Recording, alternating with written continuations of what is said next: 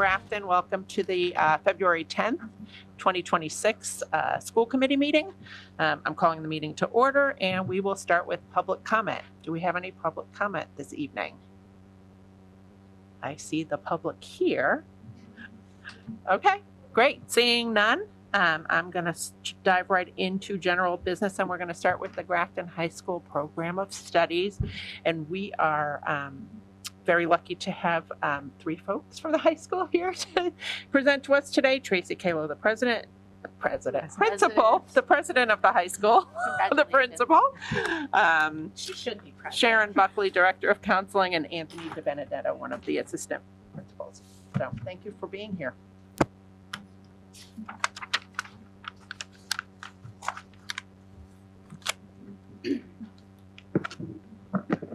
Thank you for having us. We are very excited to present the offerings for the 2026-27 school year. As you mentioned, I have our brand new assistant principal, rockstar assistant principal, Anthony DiBenedetto, with me, and you know Sharon Buckley well. I'm going to have them take the lead as they are building the master schedule. Thank you for having us. We're excited to be here to go over the proposed changes to our program of studies. How do I advance this? There we go. Just to give you a little bit of background on how we landed here today, starting in December, believe it or not, Tracy, Anthony, and I meet with the department heads and we begin to discuss proposed new courses, maybe the deletion of a course, and looking at the general scope and sequence of courses that Grafton High offers. We've done all of that homework. We've had conversations. We've also considered some other things that are kind of, this first slide explains a kind of a thematic explanation for the proposed changes. First and foremost, Tracy asked all departments to start to look at expanding electives so that we're sure to have course offerings for our students. You may have heard about the reduction in early college high school coursework. It's an issue that's many high schools are facing, given the notion and the initiative that all college courses are free. QCC and other community colleges, in addition to state colleges and universities that run early college high school programming, are finding a shortage of professors. So we are working with QCC in partnership. We'll be offering some courses, but we are unable to offer the same amount as we've had in the past, but we've also made some changes to accommodate for that. And then lastly, we have a focus on adjustments to our career pathways, our MyCap initiative. These are in direct response to DESE's proposed graduation requirement changes. And we'll look at those briefly tonight as well. Anthony is going to address some course level recommendations and some changes to that. We included here a copy of our MyCap worksheet. You can see that it's directly addressing the three pillars of DESE's recommendations. That being, students should be doing some type of discovery. They should plan in depth, and they should then act upon what those plans are. Due in large part to our school college and career counselor, we have expanded our MyCap initiative in addition to focusing on our pathways of recognition. Our students starting at grade 8 will go through self-discovery assessments at the middle school, and then we continue them at the high school. We then will have the students meet and consult with their counselors numerous times during their 4 years at the high school, looking at career development, post-secondary options. You can see that some of them are listed there. We include those that are the non-traditional post-grad options, as we know that they are viable for many of our students. So the 2-year school, the 4-year school tract, certification and technical skills trades. We are doing a lot of work around that, putting students in front of CERT programs that would get them qualified employment that can be very affluent, right? In fact, in March, Kelly Stairs has our BBT partner coming, the adult ed is coming to talk about their certification and technical programming, in addition to their LPN program that many of our students are recommended to take advantage of. That will also be capped by a college and career fair in April that will include the military as well as volunteer organizations. And then we touch upon in the program of studies, we're not going to go into depth here at this presentation, but we explained it in the proposed changes that we've streamlined our pathways of recognition. They were a bit cumbersome, we felt, after working with them for about 3 years in the way in which they were presented initially. We've streamlined them to make them a little bit more achievable and more equitable depending on the pathway. You'll notice that we did away with the global studies. We found that it was nearly impossible for a student to meet those requirements. Some of them included foreign travel, some of them included coursework we simply just didn't have in our repertoire. So we believe that these 4 are more focused on next steps for most of our students. And then we included a copy of the MyCap worksheet. This is our second iteration of this document, but we feel confident and comfortable that it's one that is student friendly. That is pretty much a template of what we do and recommend in doing consults with our students around, okay, you think you want to be this in a career, let's work backwards from your senior year. What classes do you need to take? This is certainly not written in stone, but it's a lot more sound thinking for students and families. And so we're excited to continue to roll that out through counseling seminars and one-on-one meetings. Again, I'm Anthony DiBenedetto, assistant principal at the high school, and thank you very much for having me. I do want it said that this really is Sharon's baby. She has done the yeoman's work to get this ready and has for the past few years. So I'm here to just kind of highlight some of the items in there that I've started to work on her with.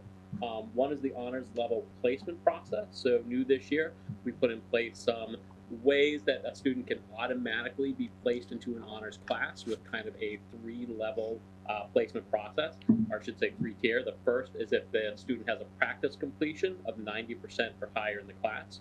The second is if they have a current grade of 90 or higher in a college prep class, or 80 or higher in an honors class. And lastly is their STAR assessment data. If their STAR scores indicate that they are exceeding expectations, they get an automatic bid to take an honors or to take an honors class. If a student meets 2 out of 3 of those, then it's a conversation with the student and the counselor and the teacher to see is the honors going to be a right fit for the student. When we start to look at some of the individual departments and the courses, I should say the updates to the program of studies, we've eliminated the principles of macroeconomics, and that's the QCC course, but that's because we are now offering both AP macroeconomics and AP microeconomics in an alternating schedule. So one will be offered one year, the other will be offered on the off year. We've also kind of streamlined and added AP computer science principles to the computer science and business as well. For English, we've added a couple new courses. One is a personal writing course where students are reflective of their own experiences. And the other is a 4-level reading course that really focuses on student-directed and student-centered reading options for them, as well as a variety of different assessments that the students can do. So it really is to engender that love of reading for the students who opt to take those courses.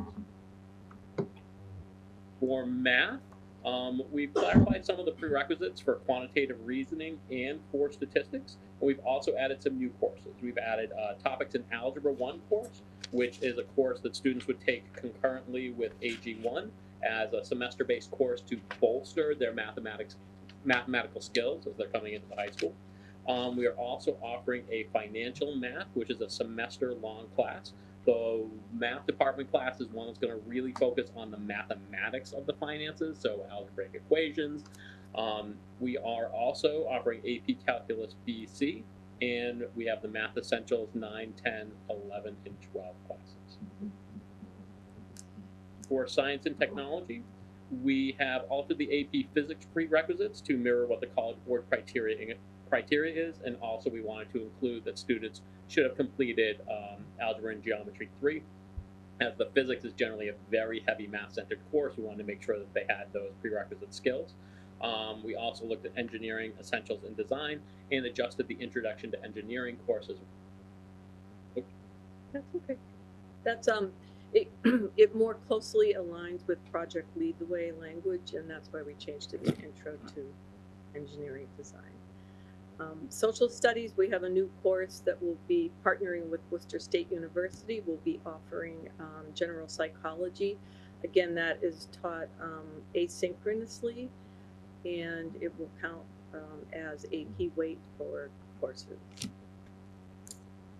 Wellness, we've adjusted the health accessibility to include grades 9 through 12 so that we are minimizing the potential for conflict and students not being able to meet their graduation requirement.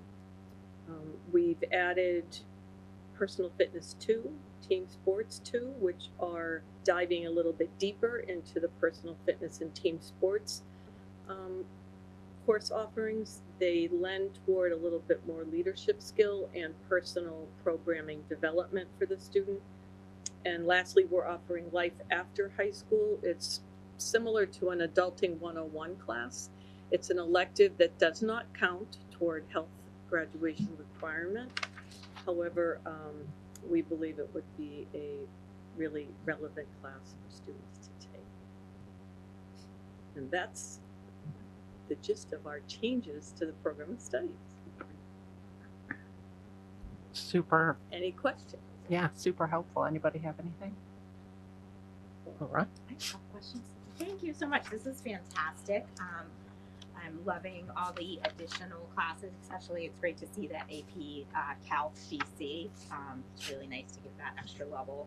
I had a question about French, I guess.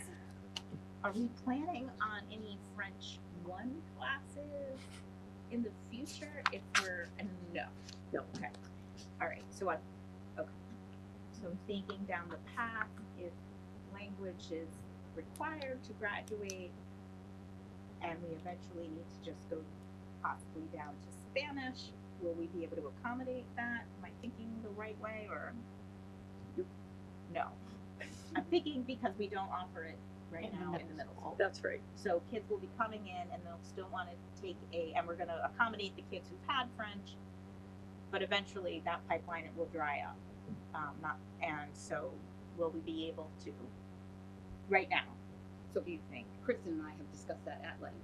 Kristen's concerned about class size Of course. and what will happen with class size. Yeah. So we may have to be creative in terms of supporting the existing staff if we can get more staff. Okay, so something to think about. Thank you. And my other question was, do we still offer AP Psych, or is that Worcester State kind of replacing that? Or is that, we didn't offer it, haven't offered it in a little while, and now We it's coming haven't, up? with the advent of QCC psychology, Okay. the requests for that course were outweighing the AP psychology. We really don't want to compete with ourselves. No. Yeah. However, with Worcester State stepping up, we're moving forward with it. That's terrific. No, I love it. I just was curious. I think it's great. I think I love seeing across all mediums, the English classes, obviously, and I had so many funny thoughts about the life after high school, but I'll keep them to myself. That's near and dear to me. I used to be a health teacher, and I taught a class called Reality Check. awesome. It was a very good class. It's such a wonderful. I mean, I can imagine all the great things that come from it, and Yeah. also all the things that really life after high school you just didn't expect.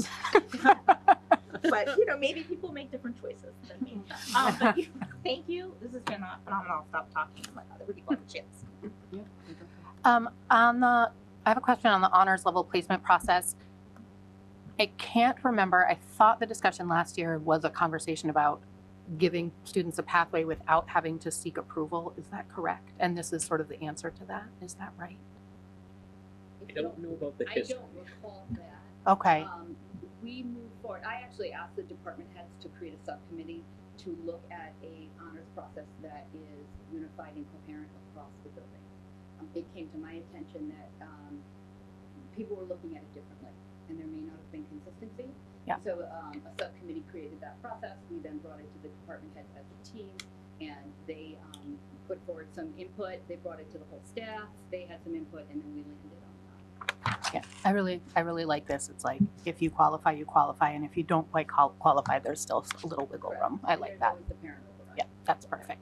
Awesome, thank you. It's an honors question, sorry. Has that trickled down to the middle school as well? So those 8th graders who might be doing it well and they want to go into honors classes their freshman year, is it the same, do you know?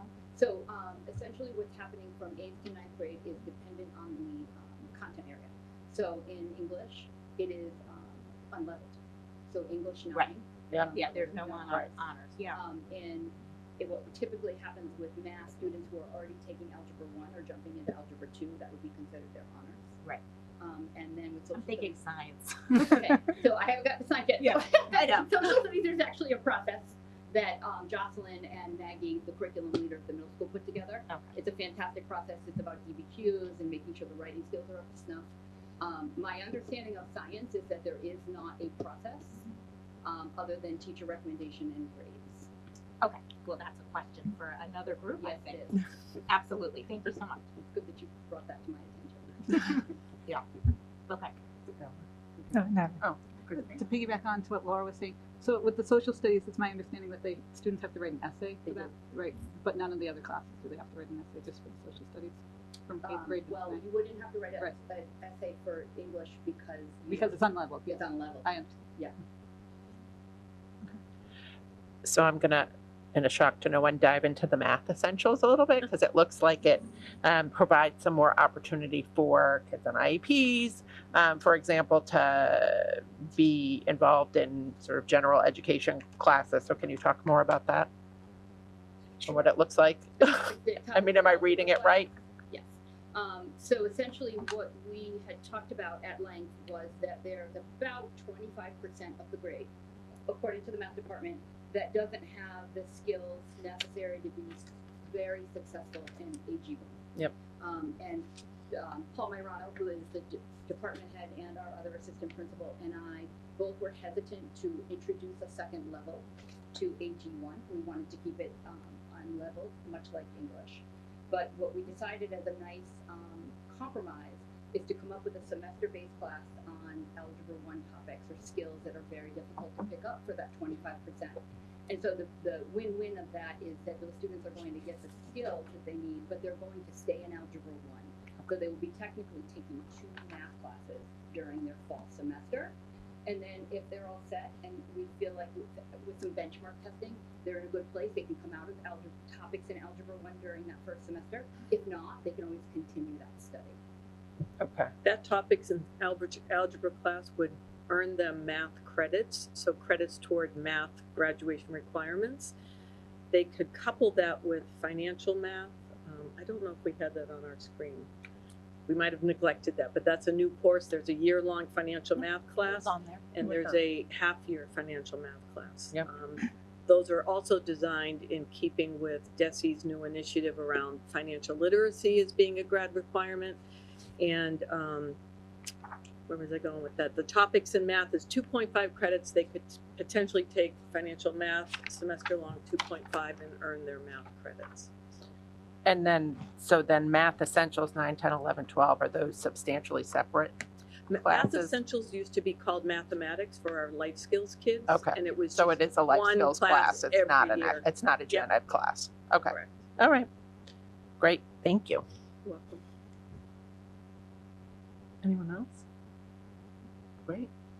Thank you. This was great. Oh, thank you. Really appreciate it.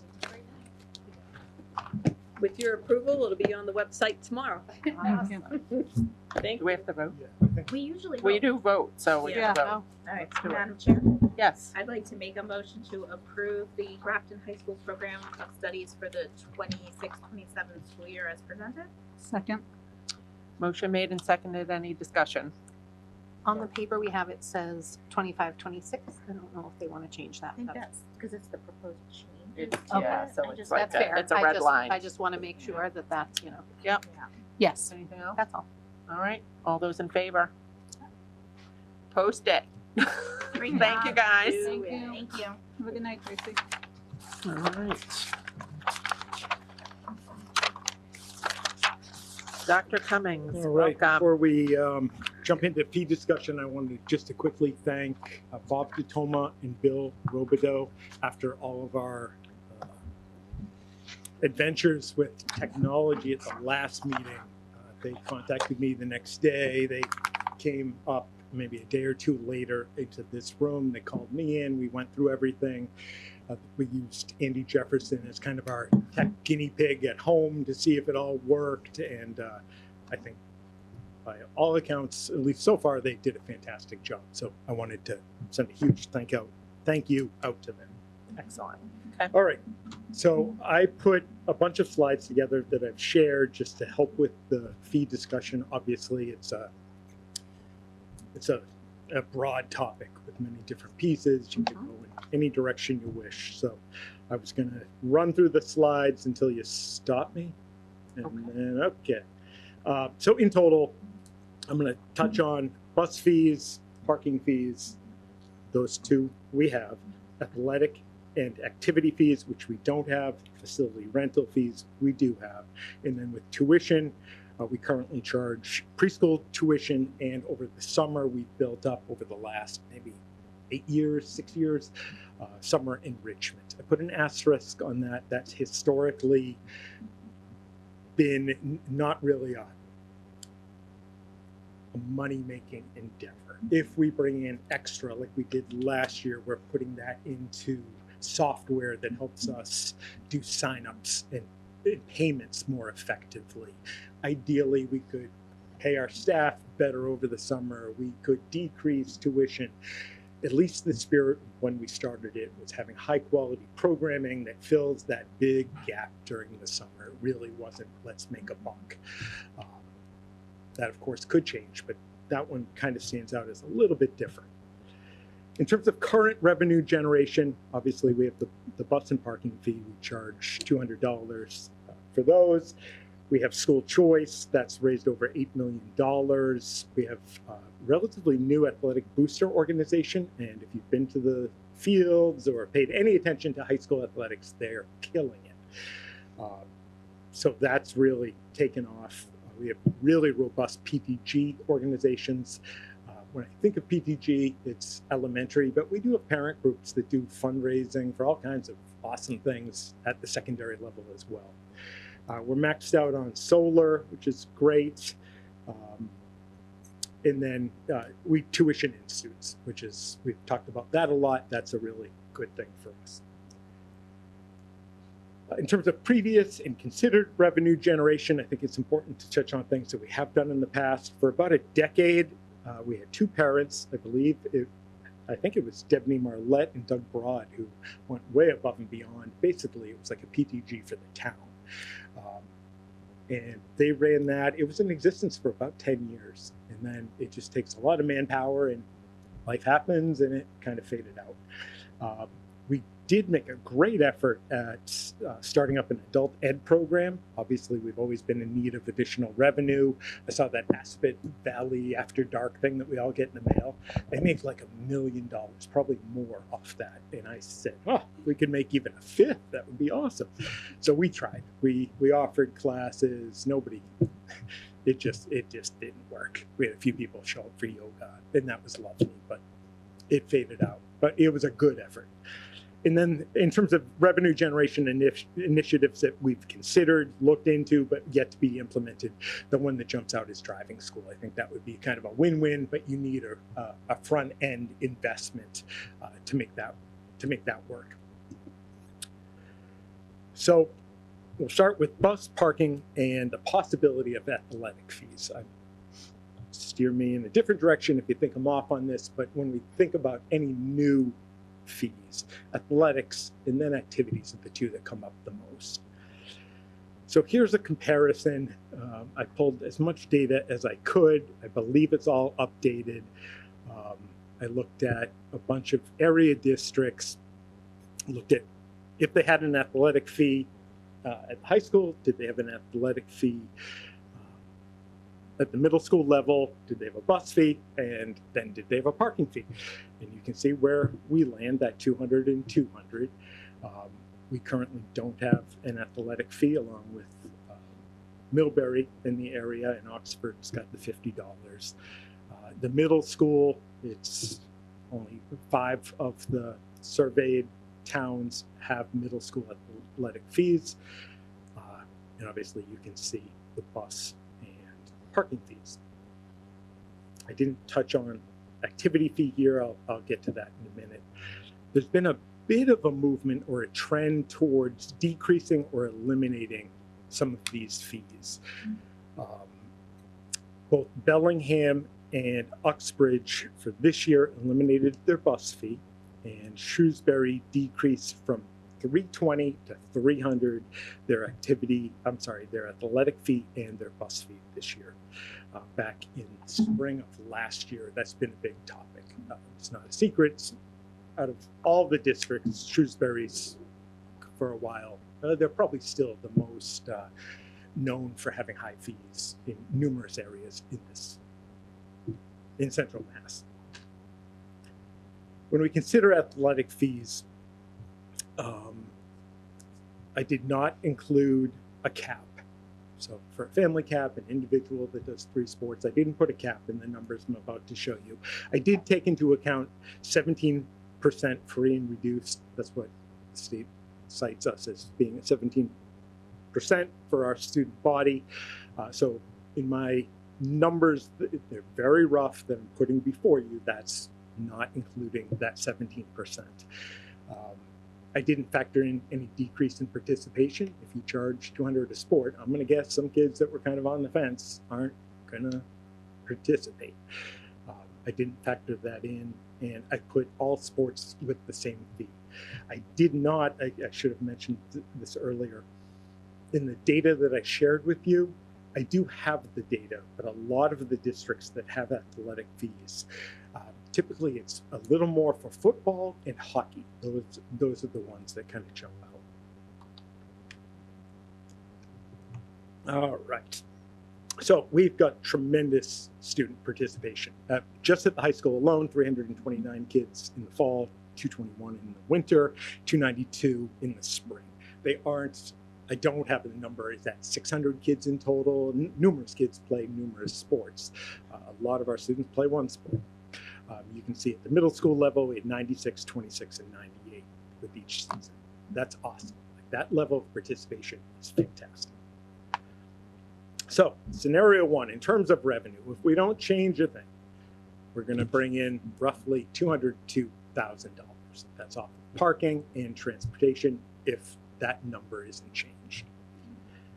If, and these are arbitrary, I made these up, if we charged $100 per sport, no cap, take out that 17%, we would bring in about $70,000, again, with no decrease in participation, bringing that total from fees, just athletic, transportation, or bus and parking to $272.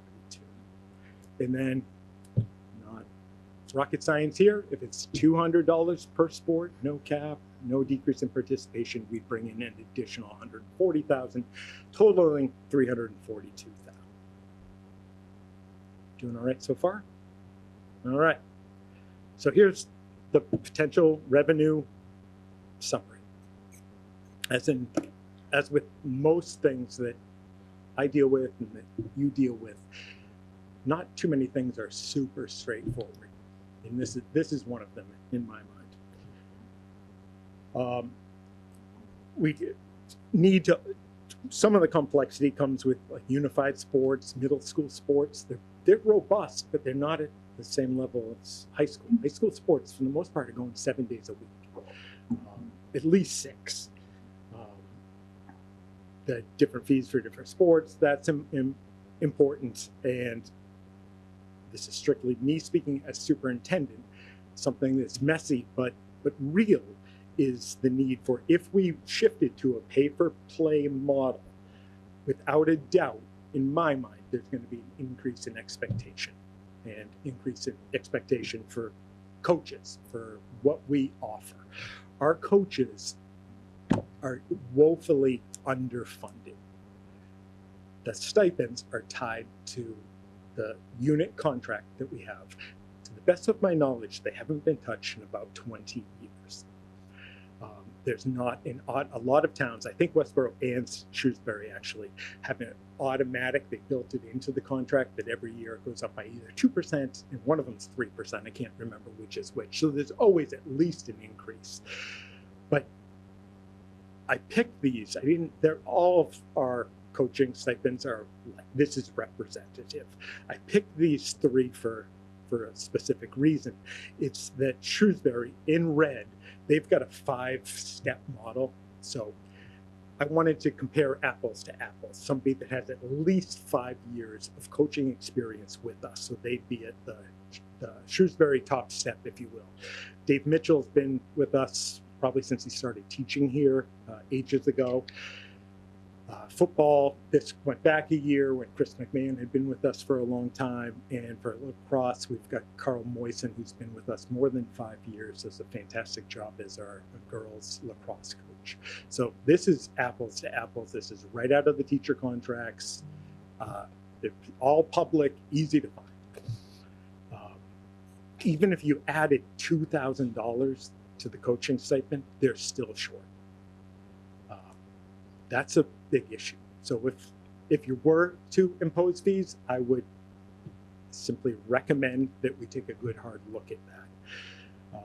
If you break it out, we have 51 teams between GHS and GMS. If they all had that $2,000 adjustment to just get competitive, that's obviously $102,000. And then we have 16 assistants. They could probably, the 2,000 would probably go a long way, but even if we did 1,000, that makes us a heck of a lot more competitive. The fact that we only have 16 assistants is super low. So that would take a big chunk out of the money coming in. When I think of the easy way to think about it is the money comes in and I usually get saved 2 positions or something. I get the thinking, but it's more complex and it's messier than just that.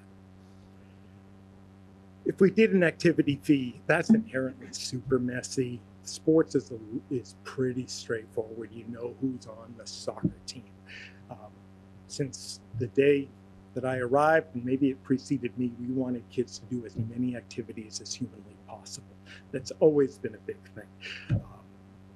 It wasn't that long ago, a few years ago, we really internally worked, we doubled down on that effort. I was getting emails and phone calls about kids hanging out after school. They're all over the place. They're at Dunkin' Donuts. We've got bicycle gangs, ravaging the streets of Grafton. Like I'm in charge of that after school, but okay. So we very purposefully worked on that. And we've got awesome engagement with kids doing clubs. I want kids to go and try Dungeons and Dragons, realize that is just not for you, and then you go try another club. But to figure out who's paid what for activity fees, just what staff does that, how's that? I couldn't be more strongly against activity fees. And I'm never, as superintendent, going to be in favor of fees. That's until I am not here in Grafton, that's just the way it's going to be on my end. But Northbridge and Shrewsbury do charge fees. I won't read them to you, but they're laid out there. This is just to give you a sense of what we have. This is, as of this year, what we have for the 42 clubs at the high school level. And it should be clear that a lot of them do have costs associated with them. We do pay for somebody to oversee the ski club, but people we're not paying for this whole group to go and ski all the time. They're chipping in. A lot of these, unfortunately, we've got to go to parents through fundraising, through different means. We try to kind of meet halfway as best we can and support these things. They're all great, but I don't want anybody to think we're throwing money, at this kind of, not giving it a lot of thought. And the stipends associated with these, let me tell you, are nothing compared to the work that goes into them. Middle school clubs, we have 22. and Chris Starcheski just happened to have the numbers of the kids associated with each of them. That's awesome. That's great. Jay, excuse me for interrupting. What are the stars on the one above? Are they the ones that cost or, no, I wouldn't think so. Oh, I don't even know. You don't, Uh, those are just your favorites. yeah, you could say that. If Tracy was still here, I'd ask her. She gave me the list. I asked Chris and Tracy today, what do we have for clubs? It's one thing to say clubs, but to actually look at Yeah, them and it's think great, about great list. I was if just it's curious. 10 Okay. each, that's 420 kids, and we have more than 10 kids doing these. Yeah, the stars don't mean anything. They're just there. Yeah, Different. just they're, I love they're, it. they're Because my there favorites. are some here that charge that he doesn't have a star, the others that charge. See, I was thinking they're like ones that All do fundraising, but Yeah, but No. I don't Nope, think the yeah, names were- forget the stars. No. Forget- move on, I move like on. stars. I Well, love Facility rental, the Great. last time we went through that, or the school committee went over that as a group, I believe was last spring. I do have a presentation, I have the slides from that if you want to see it. We obviously rent our facilities out for the most, I mean, at all schools, but especially at the high school and to some degree the middle school now that we've revamped the auditorium. And we bring in, well, in 25, it was about $85,000. And what's the cost to, with custodians and, Yep, you know, staff? that's basically Is that that's- after that's- removing that? correct. Okay, great. Yep. And then last, and then I'll stop talking, preschool tuition. So we offer both half-day and full-day programs. Since 21, 22, we've been slowly increasing the amount charged. Currently, so for 25, 26, and for next year, we're set at $450 for the 5-day half-day program and $700 for the 5-day full-day program. And I believe not too long ago, we went through with Nicole McDonald last year. last year. Yep. Okay. And I think that's all I have. Yes. Go ahead. Madam Chair, I would just like to make a suggestion. When we're talking about fees at this point, could we just handle one fee at a time? Yes, I Yeah, can okay. do. Because So I would, I- it's funny you say that. I was gonna say, maybe otherwise we we'll be start, all over the place. yeah, so maybe let's start from the end of the presentation, because we're sitting here on the preschool tuition slide. Okay. So maybe we should talk about preschool tuition. School tuition. So I think what's important for us to remember when we think about preschool tuition is that we need kids from the community to make our preschools truly integrated, so that our students on IEPs who we're required to give a preschool education to are learning with their peers.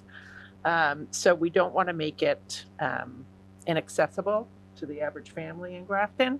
But we do have a nice program and we've been slowly going up a little bit. So I'm not opposed to looking at, modest increases there. Dr. Cummings, quick question on that. Is that a 10-month program or a 9-month program on preschool? I think it's 100. Yeah, this is good that I know this answer. I think it's 165 days.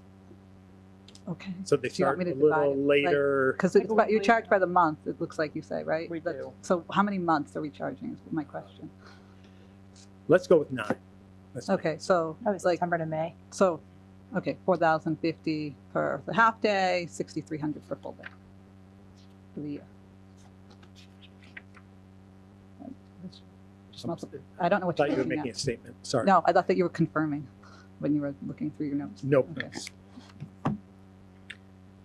I mean, when I did it years ago, I think it's September through May. I don't remember Yeah, paying pretty for sure. June. I would Because say it's like, Okay. She's looking. That far off. yeah, because June it's like, you only have like, because they add Start like a week little late, earlier yeah, a too, little late, yeah. Yeah, but it's not dramatically different. I don't remember. I would say Any, 9 months is fair. I'm So- confident with that. yeah, well, that's what I had from last year, was that it was 9.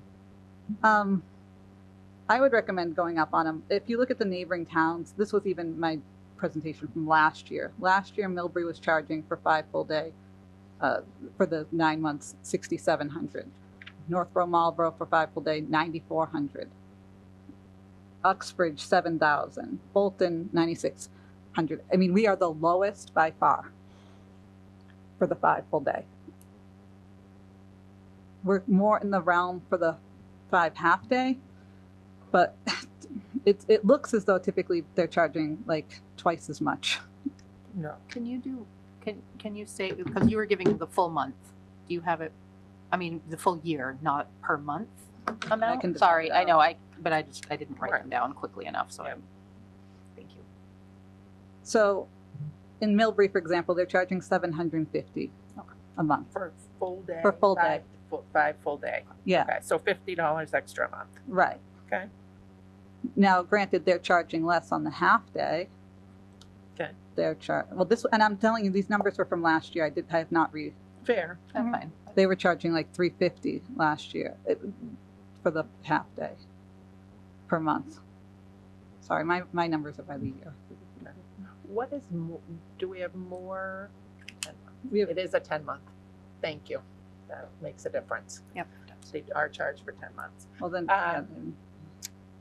Do we know that whether we have more kids signing up for half day or full day, or is that also dependent on the IEP needs? Because that's what we let people in to kind of It's a fantastic question. I don't know. well, I think it's still a good conversation to have. I would say, and I'm jumping ahead, but if the decision was to consider an increase in this, I would think the 24th we'd have Nicole McDonald and Yeah, preschool come in. people also come and give answer us that the those specifics. numbers. in the notes in there, it said that you had 42 half day and 14 full day Okay. students. That With came right from Nicole. So that's I what would what believe the it. numbers are. It's 42 half day, Half day and 14 full day. Yeah, But I think those are to fill, that's what the tuition Those are right the now that tuitions. those are tuitions. those are the Yeah. tuition, That's what we're talking about. So The that's tuition, across both schools. but those numbers Should would be. change if our That seems enrollment surprising. would change for special ed kids per year. right, but the numbers that we're looking at today, Yep. like he says, it's right there. Enrollment is 42 half day students. Yep. And 14 It's full right in day front of my students. face. Yep. Okay. Okay. I would definitely recommend going up. I I was brought this up wondering last where year. we go up, Right. because we're sort of out of whack with that one example you gave, right, Christy? We're like, we're about $50 lower than last year's Millbury, but we're like $100 Yeah, but on the full day, on the half day, right? but if you, So- I mean, I only have like 5 schools. I No, would I have assumed understand. that. No, I'm not saying it's comprehensive. I'm just Like if we saying, look at where are we gonna Bolton, make the money? right? If we look at Bolton, they're charging $480 for a half day and $960 for full day. We could look like you can kind of play the data how you Yeah, want. what I We're don't definitely know- the lowest on our full day. What I don't know is, does Bolton have like a preschool director? Is it like a traditional preschool program, or is it a public school preschool I mean, this program? is- We don't know. This right? is just pulled Yeah, off of their course. websites. I have no idea, but I would venture to guess even that the other local preschools that are in the area are not charging this low of a rate. Like if you looked at Busy Bee or ELC or any of these other preschools that are in the area. But on that note, though, they're also open until 5 p.m. A lot of people that For use six. these preschool programs have to have additional. Well, time. that would be an additional, that would be more of a daycare thing. They offer half-day preschool. I mean, that's. They do. And they offer full-day preschool, meaning that it just goes from 9 till 1. They don't have to offer daycare. Yeah, they're I'm not private. comparing it to They're daycare. private Yeah. schools. They're Right. going to be more expensive. Right. So, I mean- I'm not opposed to raising a little bit, but I want to be careful of not looking at private preschools because it's just not the same. And I don't want to lose the community enrollments we have because they might as well go to private preschool. That's all. So, Well, I think you're getting those students that go to daycares. Like I was thinking back to myself, I pulled my son out of a private daycare to attend public preschool, just for, having him experience like the public school and, everything that goes on in the preschool program. But yes, we were paying more, but then we're like, well, he's getting, a head start in education. Where, but then we had to also it Get up. ends at 3:00, and the parents have to pick them up as well. So there isn't any kind of transportation for the ones that pay in. So it's something to think about. Dr. Cummings, has preschool registration started? Yeah. So these So fees are already set for We this year. can't do Like, anything we have about nothing this to year. this. It's, So then we're it's looking at, kind of moot at this point. Wouldn't we look at the fall for next year? well, but I Like, think if look we don't at talk now- about it, we're gonna be in the same boat the following Mhm. year. Like, I think we should make some decisions. Well, then, Talk so you're about looking, so it's not even for this year, it's for FY '27. it. Yes, I would definitely raise them. Yes, there's not Yes. even a question Right. about that. Yeah, correct. It's at this point, what's the dollar amount? yeah. Which ones, kind of Right. Yep. The willy-nilly. I do want to make I don't know if this is help. It's not going to be helpful, but there is a huge push right now in Massachusetts government to make public preschool Universal and free. Didn't they Yes. just do that in New York? This could be not now, and it will probably take forever and everything. But Yes, but in the, But well, right now, I know. but I know, right and now, that raises other problems, Oh, right? Huge problem. Yeah, Yeah. I know. I'm just Right, saying. this yeah, right how are we I'm gonna sure do the that? state will pay for it. Yeah. So, I mean, does somebody have a proposal? Put it, like, Christy, have you thought about it? I've been doing a lot of other stuff at this week. I mean, I would definitely propose probably 500 and I'd go up 100 on each. I think we 100 should- Like 100 per, Total. yeah, I think Not a so. month. Like a month. No, a month. Like Oh. I think that. Okay, well then, I'm just throwing a number out there. Like Yeah, yeah. I can play the math any way you want. So 100 a month is Hold on. $1,000 in the Right. change in the tuition for We have if we're 42. billing on a 10-month period. So I just So- want to be clear. I'm okay with 500. I think 500 for half day and 750 for full day. Say that again, Stella? 50, go up 50 for On half each. day, so Yeah. make it 500, Yeah. and then 750 for full day. So go up 50 on each. So that's how much extra money a year. So it's Hold on. $100. It's times 500.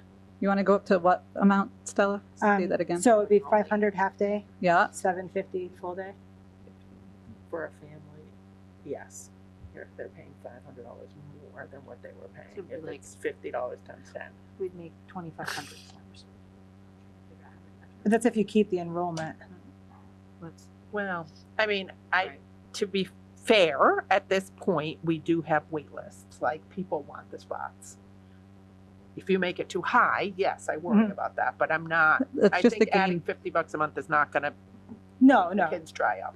I don't think that. If we assume all things remain the same with the same amount of enrollment and the same days per week, you're looking at a $28,000 gain over the $287,000 that's today. It would be $315,000 with those numbers. If you're using $500 a month and $750 a month.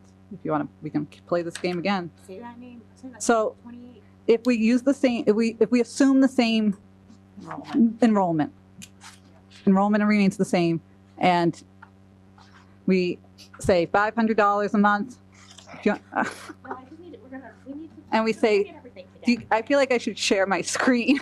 Yeah. And we share, Or- and we say or- $700, $750 a month. We're looking at a total revenue of $315,000. Now, the revenue that's total, the amount that we get now is $287. So the delta is an extra $28,000. But here's the exciting thing about anything having to do with people is we have no idea what enrollment's going to be in 2027 because you don't know what kids are coming. I mean, we probably have a sense of what kids are coming out of early intervention, that we'll have to match them with community people, but it's an idea for sure. But enrollment could go up or down depending on the special education needs. If, let's say, we charge $500 a month for half day and $800 a month for full day, which I think that's, here's the thing. The numbers I'm looking at are a year old. The numbers you're trying to compare are 2 years out. So it's a 3-year difference. So it's very hard comparison wise because we're not even in the same year. That's like Yeah, casting. absolutely. Right, but we're projecting from a while ago. So this from other towns a while ago. If you go $800 a month for full day, $500 for half day, your delta is going to be $35,000. What's an additional? 35. 7,000. 7,000. Right. Yeah. keep my comments to myself, so. I mean, Okay, I just don't wanna forget that, cause we're gonna keep going, right? We're not gonna, I know we wanna look at it one-on-one, but are we gonna look at everything before we like make hard decisions? Can I ask a question also? Firm Jay, decisions? I don't know if you know the answer to this. This might just be my own impression. But is it harder to fill those half-day spots? My impression is it's harder to fill those half-day spots. That's But- my impression. But Okay. that's it. That's mine also. I would love to know for sure because I would be more inclined to have a bigger push on the full day day. spots and not on the half day because I think I want to encourage people to take those spots. And yeah. I am not opposed to Christie's proposal that if we're doing 50 on the half day, we do 100 on the full day. because something like it's that. longer. I mean, Right. it's- Yeah, but yeah. so Yeah. that's not Yep. something I, So that would be think the it's wrong. 35,000. That's what Right, the middle. 500 half day, 800 full day. in 2 years. So Right. in 2 years, these numbers will be, So this time next year, these are The numbers that would that be, will be that we'll yeah, be yeah, giving yeah. out. Right. Yeah. I think this is a good amount and it's reasonable. yeah, I mean, it's, I mean, we'll still be low compared to the neighboring towns once their numbers go up as well. Because we'll just be in their range from a year ago in 2 years. no, I don't have an issue with this. Do we require a vote on this? Well, I'm wondering if it needs more info from Nicole Yeah, we'd like to. I think it would be smart to to run. say she'll watch this discussion, Yeah, be able to answer some of the questions that I tried my best, but I agree. so I'd like to, so we can do that on the 24th. I'd like, yeah, what I'd like to do is have something that we vote on the 24th on this, but Take it as a first reading. yeah, let's take it as a first reading. I think it's a good place to start the discussion and the vote from though. Okay. All right, let's take up facilities rentals. Wanna- So, Wait, Dr. okay. Cummings, I'm sorry, didn't he have like a sheet in here? That is here. there's an expense. I think it's in the book. It is not in the book. It's in, No, but there's a. it's in our drive though. It's linked. I can. feel like it should have been I can separate. click Oh, you're talking Oh, it is. one with actuals. Yeah. And, yeah. So again, we Wait. have in-town people and out-of-town people, and they have very different rates. Yeah, where's the thing with the rates? If you click on the slides, you get to that. Oh. Can you, This one? The links See on the the slides? slides? Yeah, Yeah. slides Yeah. from 525. uh-huh. You can The click on that, hyperlink. that's a link. If you click on it, I think that's the way to go. Yeah, Yeah, we Okay, got it. we all did it. Uh-huh. Yeah. Or You have it, once I do that. Yeah. I'll We never- lose, I We'll get never it. get back. Yeah, yeah, totally. get That's the end of Okay. that, great. Okay.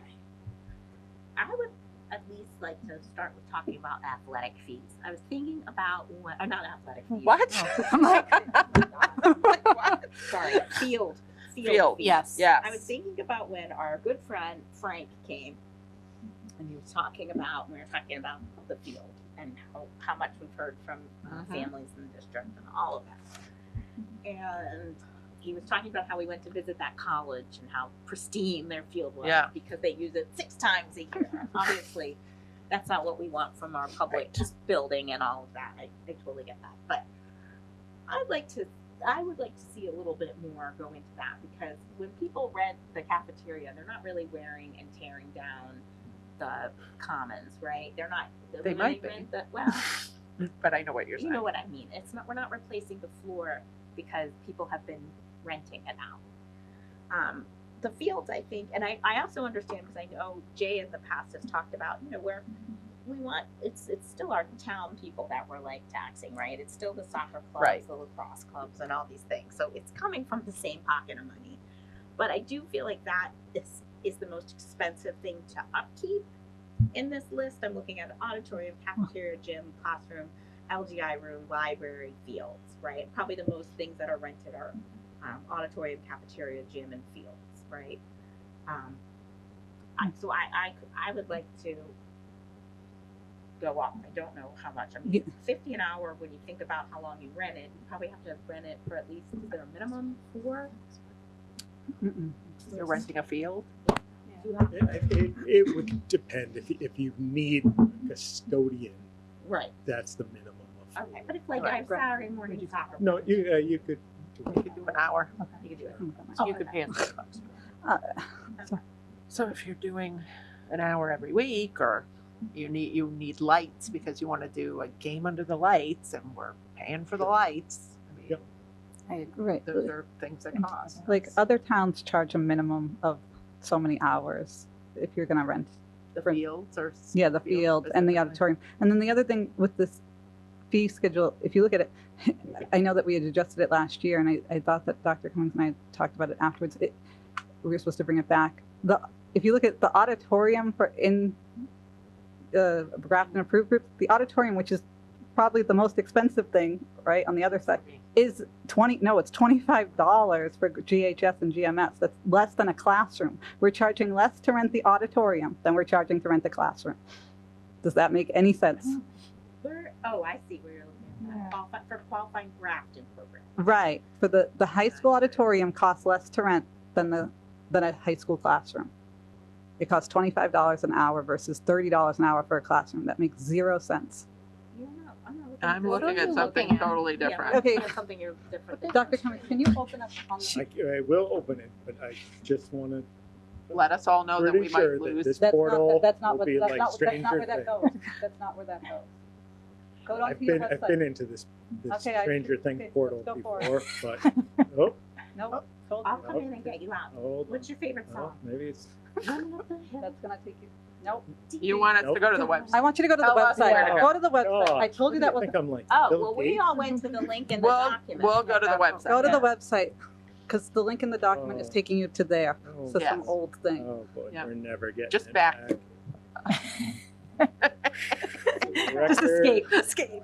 I know. Back space. My Right, nephew's where am ready I to take looking? over. Dr. Where am I going? If you, Just- okay, just- type in Grafton Public Schools facility rental. Oh, Okay. boy. Facilities and Oh, I see. So operations. just like- Okay, Use of, open that. Use of facilities. got it. Thank you. And then rates. And Oh God, Dr. Cummings, do you want me to send you the link? No, just tell me where to go. We're There's the already down facility- rabbit Oh, hole. you're almost there. Hold on.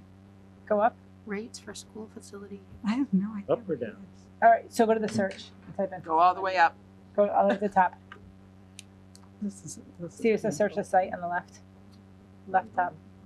Right, facility rental.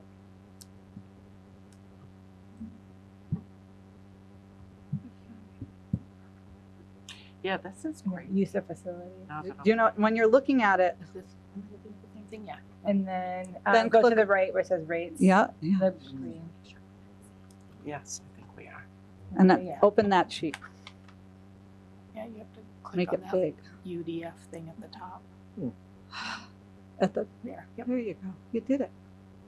Good. This will be Look the at you. best Thing we ever see. So We talk about those adult education classes. okay, so the point being is that the auditorium costs less than a classroom. This is crazy I feel like last year it was Oh my God, not why is this price. The- $14? because we increased it by a percentage, and after that went through, Dr. Cummings had reached out to me, and we It's still- discussed having brought it back because of just what we're saying here. Do you recall this, Dr. Cummings emailing me and saying, this was crazy, Christy, the classrooms cost more than thing? And I said, you're right, Dr. Cummings. I feel like you would have framed that I email. would definitely remember that. Yeah, you would have framed it. It should be up on your wall right now. And we said, all right, let's bring it back. And then it never happened. So point being, these rates have to go up. Yeah, no, I'm not. The auditorium doesn't make any sense. $25 an hour is, at the very least, it should be like $50 an hour. For, Other groups for GA, yeah. So I do understand. I mean, I think that it is important to just think about where this came from. I'm not opposed to going up. It is, you know, it's also using, again, same as as the fields. It's using that floor that's down there. It's wear and tear on the building, all of that. But there was obviously this town and school partnership when we built the school, and I think these have been honoring that. I do think we've honored that long enough. I do think we also remember that we're still taxing the same people. Mhm. Like, we're gonna tax them no matter what. So, because they're not gonna absorb it, right? They're gonna put it right back into the consumer. So people are gonna pay for their whatever it is. But I think we can probably, I just want to be cautious a little bit. I do think they're pretty low, Well, for sure. I mean, I think in some cases, especially for a Grafton approved group, they could cost us money because they're less than what you're paying the custodian to be there or. Well, they still have to pay a custodian fee. Yeah. Oh, they do. Yes, pay they the do. They pay custodian. $60 That's an hour. true. I see it there. 47. Okay. Yeah. But still, like $25, I don't disagree with you. Seems quite low. Yeah, so let's raise that. Yeah. Let's go up to at least, I honestly, if it were up to me, I would take whatever the approved rates are and do half for the, like, whatever the other groups are, take half. 75. Like, we get 50% off for, Oh, you know what I mean? Like, it's Sure. easy down the line, it's easy to justify. You're paying 50% of what, What that's a, some other outside. right, and that's a large discount, and we don't have to sit here and go through every number one by one. That's if you think that all other groups are fine. Right, if you didn't Right. want to raise anything. where do we get the most? Do we still get a lot of other groups coming in? We do. Yeah, our rates. I'd rather raise them a little higher than Yeah. our Grafton friends. Not that I don't. I mean, I like what you're saying, Christy. I just. I guess I was thinking raise them a little higher and then implement the 50% off, something, or maybe it's 60%. whatever. There's, Right, but like whatever. a blanket percentage would be Yeah. the easiest thing. I have And a then we don't question. even have to put, What happened between 2022 to 2023 to like a drastic amount? And so it was 117 in 2022, and then now it's been hovering I around think the we just 70 had to some 80 folks thousand. that used to not rent from us anymore. Yes. Okay. I can look into it. Yeah, no, I was just curious if there was like some like organization that like maybe used to rent from us all the time. And Yes. it went down. it went down. but It's steady now That'd be between during COVID, 70. Well, It 22. was after. No, it was after. I think there's a couple of groups that used to be with us that aren't anymore. Yeah. Okay. We That used to definitely do it had, multiple times a year that are no we had longer some here. outside, not Yeah. Grafton Yes. necessarily based private organizations that would come in. And it is what it is, Yeah. but they kind of thought we were the Hanover Theater with staff running around, and it didn't work on any level. And some literally went to the Hanover Theater, as they should. It's a lot That's more, what they were but looking you're, for, You're right. paying for the staffing for, Yeah. we don't, on a given Sunday, if we can find a custodian to do the overtime, like, that's awesome, but we don't have light specialists. And, Sure. Yeah. the expectations were off the charts Yeah. and unrealistic. Madam Chair. Mhm. So my personal recommendation would be, if we're thinking of legitimately just saying like the Grafton approved groups get a discount, right, of whatever percentage we set that to, I would set all the Grafton groups to be an even number, because when you start doing an odd number, right, like $75, then you're dealing with change, right? If you're taking a percentage off. If you deal with an even number, let's say, So basically, we're gonna do the Grafton ones first and then right, raise the other ones by 65%. whatever it is, right? That's what I would do. Like I would make all those even numbers, What is more, regardless of what the number is. Like even if it's $80 and then 50% off would be $40, right? right? So if you take 50% off the 75, you're dealing with change. Yeah, that's fair. Do you think there's kind of the same as we talked about with other fees? There's a risk of people of losing the revenue if it's too high. But it's hard to say. I know. It is hard to say. I'm not worried about the all other groups. I think before a decision is made, we get a better sense and provide to you a better sense of what that impact would be. You come by here on a weekend, they're There's town sports Yeah. constantly, Yeah. and they, I know, struggle as it is to bring in money, make it all work, but Right. it's not just the occasional game. I mean, our fields are used, it feels like 24/7 when the weather's decent. Right. I like this conversation. I just want to make sure it's not like arbitrary that we're just. I kind of- agree with Yeah, you. I just want you to know I Yeah. would also love a little bit of a breakdown on how much money we're bringing in from grafting groups versus non-grafting groups. 100%. I think that would be very helpful to know. Probably do. I think on the I- 24th I can bring. I think Frank. you did also. Yeah. I just Yeah. don't have it in front of me. Can't wait. Bring Frank. Yes, We let's add always Frank love to it the when agenda. Frank's So here this to visit. this is good. This Yeah, obviously they can watch this, know what kind of Yeah. information you're looking Yeah. for, Yeah. and we can Yeah. provide. I'm definitely in favor of raising fees. I Yeah. said this. I just want to say that. I just want to make sure we're thinking through everything. And Right, and I don't it's want to, still our kids that are going to Yeah. be. right. We're paying, our kids are paying, like, right. But I think Yeah. we're extremely generous I think at we our are. rates, and we can go up and, And I'd rather put it here than elsewhere. So, yes, agreed. For sure. So. yep. Well, we'll get to that. I know. It's no secret how I feel. Well, yep, all right. Great. All right. And I like the idea of keeping it simple, for sure. I like Right, that. just keep it simple. 100%. Yep. I have one quick question. So the Grafton Rec is considered the Grafton approved groups, even though we're kind of like all in like the same budget. We aren't. No, we're not. That's Well- the town budget. Yeah, I'm just saying like, well, the whole school budget's town budget. No. No, No. separate. No. Okay, Nope. I know what you mean. Yeah. Right, we're it's all, part of the big we're all number. Grafton. I Yeah, appreciate but- you trying to keep us not separate. Yeah, that is good. That's very thoughtful of you. Yeah, it's not. All right, I don't want to talk about activity fees without talking about athletic fees first, because I do feel like athletic fees is the big nut. So I have thoughts and things to say, but I'm gonna let somebody else talk first.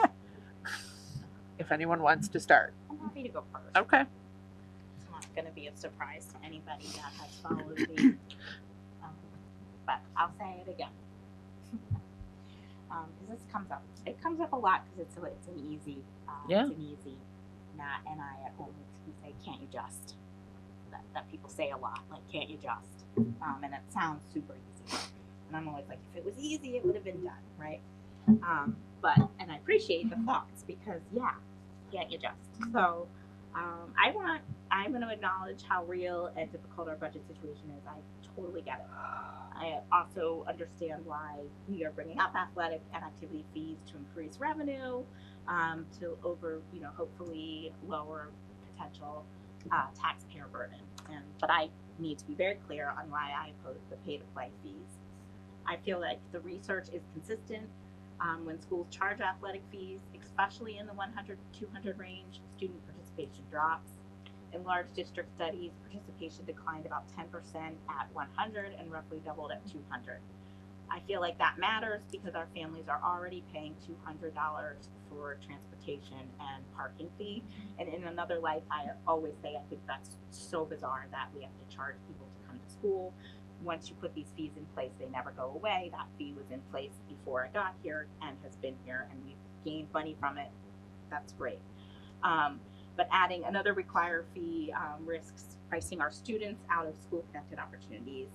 And then I also want to just say, when is it enough? It's not going to solve our problem. So is it then just, well, you only did 100, why not 150? You only did 150, why not 200? Franklin is at $600. I just checked during this meeting.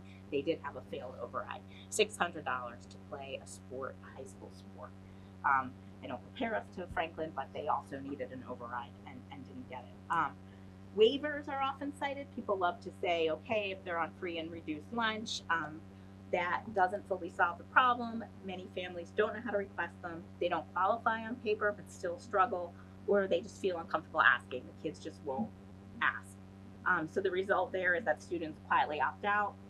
I always have firmly believed that athletics and activities are not extras. They are not extracurricular activities. They are tied to student engagement, attendance, mental health, and a sense of belonging. When access depends on a family's ability to pay, we create a two-tier system that runs counter to the values of public education.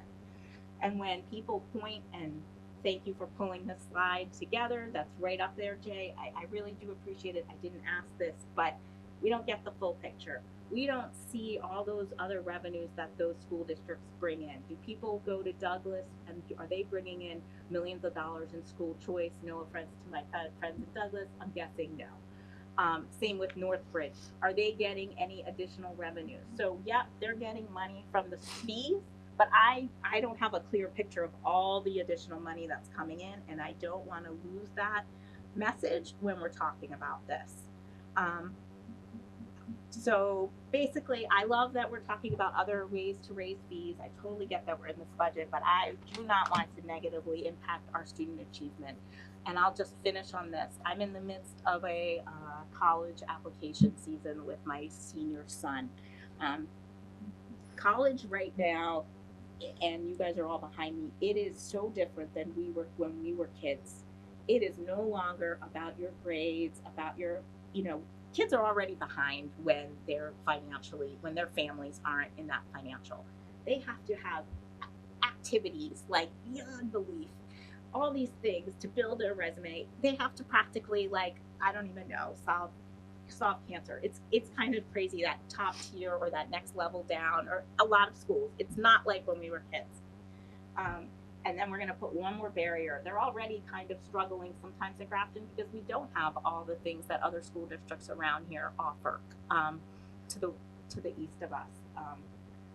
So I know I brought this up and maybe you all agree with me and that would be amazing. But I needed to say that because I know people really like to point to that. I see it every year on Facebook. We have this discussion every year. I know there are our friends in the select board who keep asking, why are you not doing fees? And this is why I don't want to do fees. It damages our students. It's a co-curricular. It is what we offer. It should be part of what is involved in a Grafton Public School education.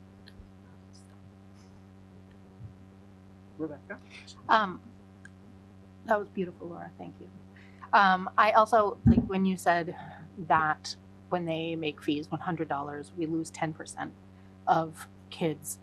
And that doesn't sound like a huge number. Like I could imagine people arguing against that. And I'm like, but I would argue that those are the 10% that are already not able to participate in anything else. Those are the 10% that we want desperately to be playing sports or to be doing activities. So I feel like that's exactly how we catch the kids that are falling through the cracks, is giving them opportunities outside of the classroom to be involved. And I 100% agree. I do not think we should charge fees for athletics. But I also really appreciated in Jay's slide where he pointed out the part about our coaching. It's like, we're not even going to get any more money. We're going to just eliminate participation from kids who desperately need it. So I also agree with you, Laura. I agree with all you. Christy? Okay, so I'd like to just raise a point as to what the athletics are costing us. I'm not saying whether I agree or disagree. This is just a matter of fact. In FY25, athletic and activities costs the district $821,000. That's a lot. I mean, we can't just sniffle at that. That's a lot of money. The athletic transportation alone this year, as the budget, what it once was $185,000. What it was spent in FY25 for athletic transportation, because we're in that new, what is it, Dr. Cummings? New league, right? Our transportation fees went up because of this. I've spoken with Kathleen about that because we're going further. We're doing what. We spent $151,000. While I know the board is not in favor of fees, or especially athletic fees, I would recommend at this point that when we start talking about a reduction budget, which that's our reality, I would strongly advise for at least having an athletic transportation or activity transportation fee over cutting teachers. There's no way I would ever want to cut. Those are people. If we pay, you pay to send your student to school. By fact, I pay $200 to take the bus, and my son has to get to school, right? Athletic transportation, $151,000. That's what we paid last year. That's a lot of money that we're paying out for transportation when we are paying ourselves to transport just to get to the building to take the classes. That's right, but we pay it, and we're not getting rid of it. So I just think that we really, when we start talking about reduction budgets, this has to be on the table. It just can't.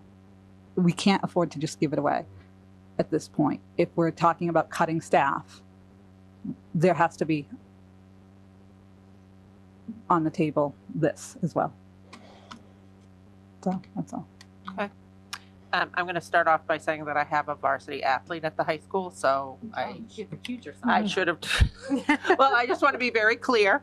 And if we end up implementing fees, I am able to pay them, and she will continue to play. I will tell you that I spent a lot of time feeling like I don't like fees. I don't believe in fees, but we're going to have to do them to lessen the burden on the taxpayers if that's the way we go. I felt that way for a long time, and as I dug, first of all, last week in the select board meeting, Anne Marie Foley said something really interesting when they were talking about fees on their side. She said, remember, fees are a tax, and she's 100% right. So we're asking for an override to provide level services. Level services is right now, we provide athletics as part of the co-curricular program. Number one. Number two, for a lot of the reasons Laura said, you know, when I looked at a couple NIH studies, you know, for girls in particular, playing high school sports has a correlation with like more AP classes, higher GPAs. I also read a report from the athletic director's point of view, and they said they're basically chasing families all day to pay. And it doesn't, there's not a one-to-one. So the more I looked into how it works in practice, I sort of moved away from that. We've got to do it. Particularly because I don't want any kid to not have an opportunity. I do hear what you're saying, Christy, about looking at it differently in a reduction budget situation. Right. I think that if we, to direct Dr. Cummings when talking about his reduction budget, this has to be on the table instead of just looking at reducing our, you know, I can't keep getting rid of Spanish and French and everything and paying 151,000 or 185,000 to drive to the field in Hopedale. It just doesn't make sense. What are the boosters bringing in? There's been so much talk about. I don't know. I can find out. You know where that money has been going from, and they're doing an amazing job. And I don't want to put. I think they're helping with equipment. They're Oh, helping yeah. with like They're the things the already teams need. They already definitely doing it. purchased some uniforms. It's definitely helping. Yeah, I know. offset I'm not. as well. I'm just And they're curious. working I don't know so what their hard. Tally is like. Yeah. now. I'm very grateful. I mean, I'm completely opposed to having the fees, but I understand what you're saying. Does it save a job? But I don't think we should consider it as part of our level services budget. Right. But I think we I should think it- consider Dr. Cummings placing this as a in his reduction Of budget. course. I mean, I do think with transportation, it's the same almost because if we can't, and there are lots of people who drive their students every day. We all know that. So there's a lot of people in this town who are either able to drive because that's, you know, Also a luxury. that's a luxury for sure if you have that kind of flexible schedule. You know, and I think that leaves outrageous. I've always thought it was outrageous. And again, once you put it in, it never comes out. So it's your future, right? And then the pay for the transportation. I guess look, and I get it. I'm not a sports person, right? I'm sort of Shocker. arts and music. I know. Like my kid, I have a varsity cross country and BBT. We pay $50, but we pay for nothing else, and they have tons of money coming in and whatever, ridiculous. And that $50 is fine. I did want to just mention and Jay brought it up. When we changed the parking, I had a very lively conversation on my town Facebook page, and I had one parent who said, my daughter now has to wait an extra 5 minutes, and I pay for her to park there. And that was one parent, but he was outraged that his child that he paid now had to park. Now I'm paying, and maybe my kid doesn't play. Right. Oh yeah. So I do think that that's who we are as a generation, right? Like good or bad, people expect more when they pay, as they should, I guess. Yeah. Right. I pay for so I just think that's something we need to keep in mind too. But yeah, of course, I mean, our reduction budget is going to be awful. It's going to be difficult, and we don't want to do any of it. So yes, I mean, it's a values thing, right? Somebody might think, you have to have certain things to graduate, right? You don't have to have whatever, I don't want to say sport, but Right. And I mean, we totally are get giving that. them more now with that new athletic Boosters. No, not the boosters. Dr. Cummings would have. Oh, the, It's not an athletic. You just told it to me. I literally just not forgot. Swickle. Like Yeah. our Oh, the new league. the league. Yes, Yeah. that's the word. Oh, sure. So we're yeah. Yeah, they're getting, yeah. And absolutely. also a shocker, not a sports person. I like sports. I don't. Just never played. So I have think two that. varsity letters. So how would we like to direct Dr. Cummings then when we're talking about a reduction budget with that? Run it with both. Sure. Run the reduction budget with, With a With a- transportation with- fee? well, they have No, an an athletic transportation. athletic transportation fee. So when you say that, what do you mean? I mean, What's Is the it by the difference? number? I'm just asking what Is that, it by the number of, right, I don't know what I don't know. I think it's either a sports fee or a non-sports fee, right? Well, then Like when it you're either becomes- paying Well, then, $100 a sport.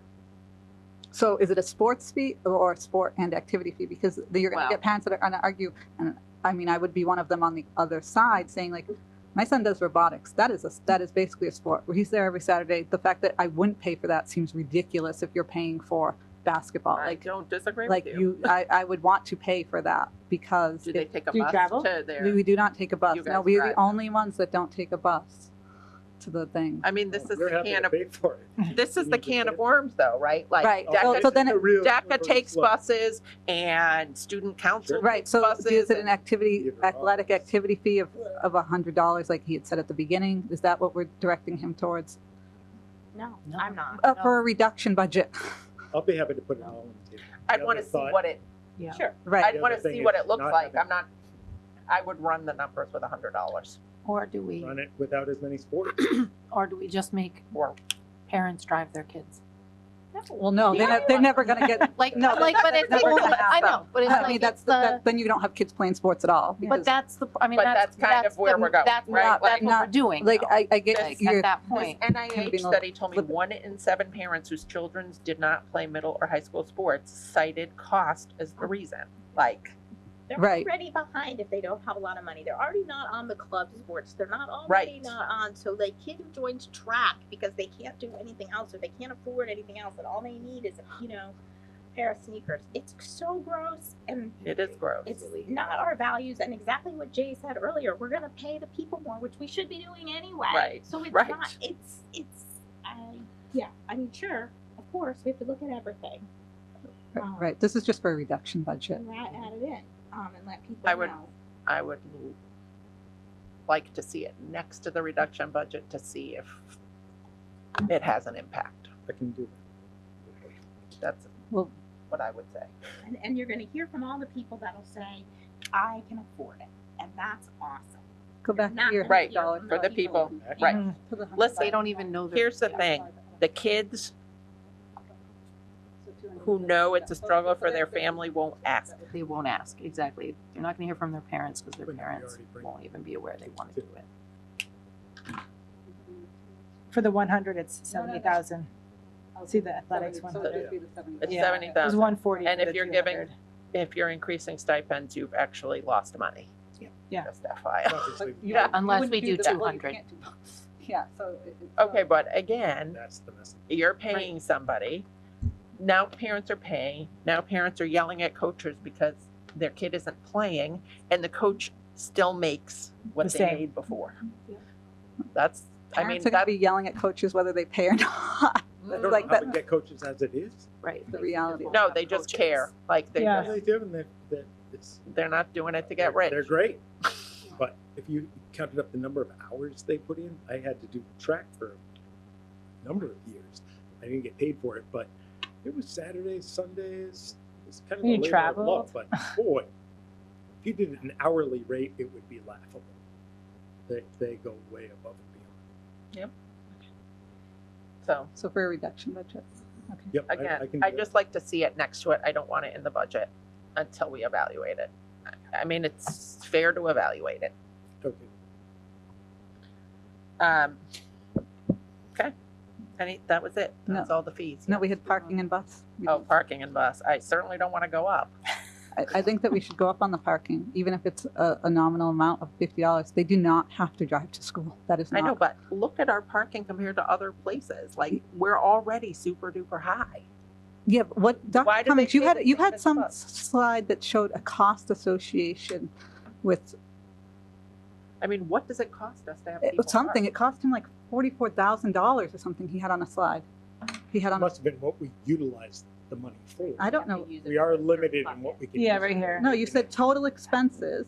Yeah, what was the revenue? You said revenue was 59,000 for parking fees and total expenses are 44,000. I Yep. don't, So that would, I can guarantee that's gonna be one of, like a maintenance salary. You're super limited in what you can use it for. Obviously, busing fees, you can use towards transportation. Parking fees, it gets, I don't have big parking costs, but we can utilize, maintenance salaries. We so can that's offset. weird because, okay, so you're just showing what this funding source is used towards and not towards, and not what the actual expenditures are for that. I mean, Whatever, what would you, whatever what would you, Kathleen put I don't know. together. That's I what don't seems know odd that it was exactly. 44,000. Yeah. That's Right, why I I'm don't- asking the question. I Those mean, are my questions. I mean, We to don't have me, parking costs. paying the same you to put- park as what you pay to take the bus, which is a resource that costs us money, is already cuckoo. That's the technical term, cuckoo. How many- You know, it is what it is, but I don't know that we go up. 259. How much do we make? I just It- don't know. I mean, three- it's like we're doing this amount of Three, fees, I think. like a 1%. Correct. I don't know. I do, part of me goes back and forth on the, like, it's the privilege, you will have to already be able to afford a car, or have a car, be able to pay insurance, so you're already, you know. Right. We also don't offer any kind of after-school transportation, so that is a way for kids to be able to participate more, Mhm. they can carpool, like, there is like Mhm. a benefit. to And most being able to do. drive to school. You see them get out in the morning Yeah. and they have, there's like Right. 3 or 4 We also kids have there. open campus, like it's Yep. all sorts of things that come with being able to drive. I totally get it. It's just, it's a, I don't. It's odd that it's the same amount. because it's so high. Well, That's why. Well, it should be, you want people to take the bus, make It it should that be they don't lower. want. It No, should bus have been should like be lower. 150 to take the bus and 200 to park. In fact, I think you proposed But again, something crazy or something many times. I know you want to encourage people to take the bus, but again, the bus costs us money. The parking lot is sitting there. Somebody who drives isn't like a drain on our budget. Right, but we're looking at ways to build up revenue. Like, that's just the state that we're in at this point. We have to find ways. About like $20,000 in a $50 million budget, where we've already talked about the hundreds of thousands of dollars we bring in from all our other programs. Now we're going through and we're trying to nitpick because we're thinking we're getting this outside. I just feel like we're not looking at it holistically. We're just going through and being like, okay, well, yep, we should raise our fees. Yeah. And we're gonna bring in X amount, and then it's gonna go to. I mean, it'd be great to be able to, it's money you can pay and get other money, but Do we know? Do we have here how many people park? We don't. So there's He only said, he so many said 300. parking Right. It's threes, not low threes. Yeah, There's somewhere. 300? yeah, There's somewhere in the slide. it is Had it. somewhere. Yeah, I'm just I trying saw to it. find I thought it. it was like I thought it was 289, but Maybe. It could be. That sounds but you're random I enough, mean, but it's it- the math works. It's What? 200 and it's. go with that number. yeah, I trust you. You trust me. well, Who knows if that's 59,000 the correct divided by number? 200, whatever. Right. You're right. So we had $50. What are we gonna make? I don't know. Or I would will think it matter? Maybe it doesn't even matter. Maybe people are like, fine, and they probably will. They'll probably say Most that's fine. people will still pay it. I think probably because if you already can afford the car and the gas and the Or insurance. I mean, it's a, Well, it's, you don't it's a know year, that. it's I not a don't month. know. I'm drowning. Yeah. It's so expensive. I know, right? Exactly.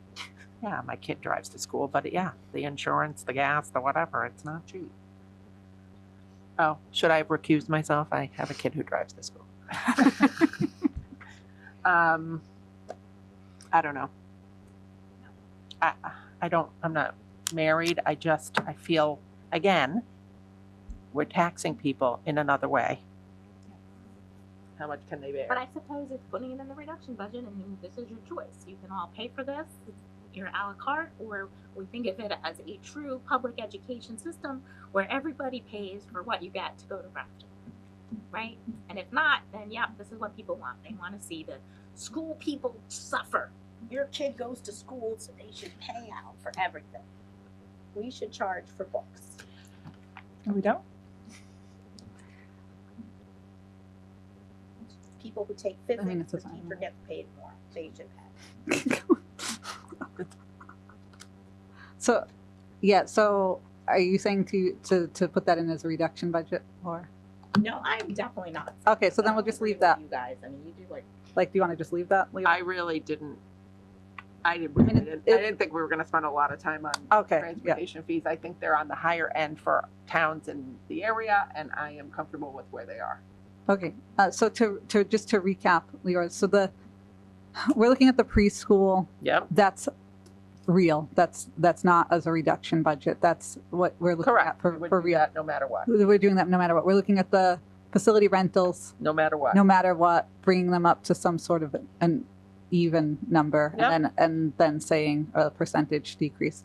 For the reduction budget, Dr. Cummings is going to look at the athletics fee, correct, and nothing else. Yes, I just want to make sure that that's what we're saying.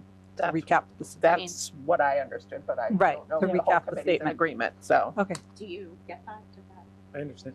I'll Okay, send him. great. Fees, check. Keep on going. Transportation. Oh, no, was Christy gonna jump in then? After. no, After, not we had, not yet, yep. Okay. All right, I'll go through this relatively quickly, obviously, stop me as I need to, but going back a couple meetings following the arrest of a bus driver in January, I spoke about obviously the commitment to safety in regards to transportation. I laid out that I was going to look at three big areas of focus for us. One was the bus monitors, particularly on the preschool runs, GPS tracking software, and staffing dedicated to the transportation coordination and communication. I surveyed and talked to superintendents in 19 or representatives in 19 area communities, met with the Grafton police chief, and went over and met with the owner of AA Transportation. These are the 19 area school districts that I surveyed and connected with. And I think you'll find it's very comprehensive in terms of the area. In the survey, I wanted just to run through the three big things that jumped out. I was a little surprised by a number of things that came out of the survey. One was the preschool monitors. A small majority, but just over half, do not have monitors on their preschool buses. Obviously, despite the numbers, I am moving forward with the recommendation that we maintain monitors on our preschool runs this year and next year. In talking to, so this year is we're already covered for this year. Next year, you saw in the memo, I should have mentioned that I put all the details in the memo. It's also in the school committee book. In working with the owner of AA Transportation at cost, like we've kind of met in the middle, we're going to be covered for all of next year. So we'll then build in going forward. So that is, in my mind, checked off. We're going to have monitors in all of our preschool runs. GPS tracking software. One thing that surprised me with this is just a few years ago, the school committee at that time tasked me with taking a look at this. And I looked at it, and it was at that time kind of like, I guess I don't order that much, but if you order things from Amazon, once in a while you see the dot, and sometimes the dot will be like 2 miles away and the Amazon driver's at your house. It was kind of like that just a few years ago. Now it's refreshing. Instead of every 4 minutes, it's refreshing typically like every 10 seconds, 20 seconds. So it's pretty accurate.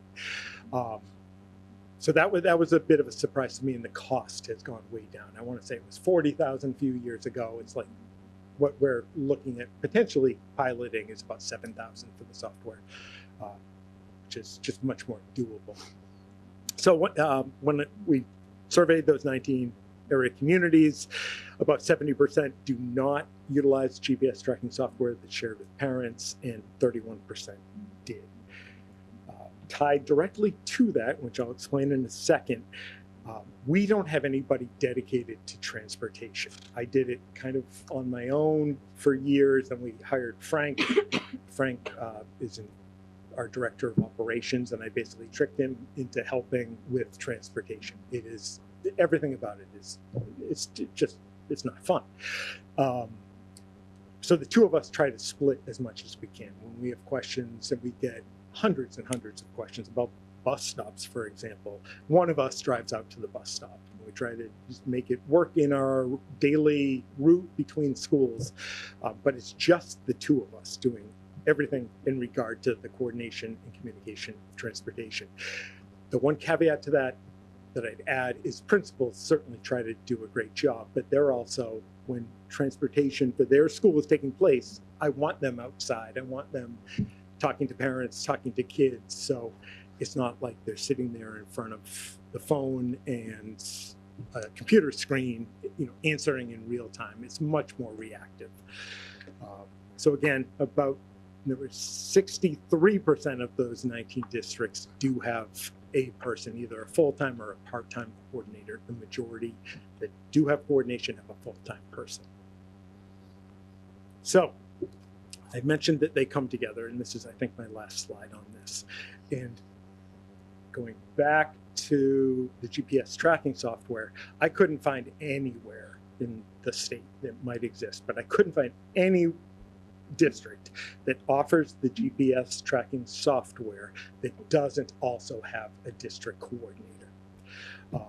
And that makes sense to me.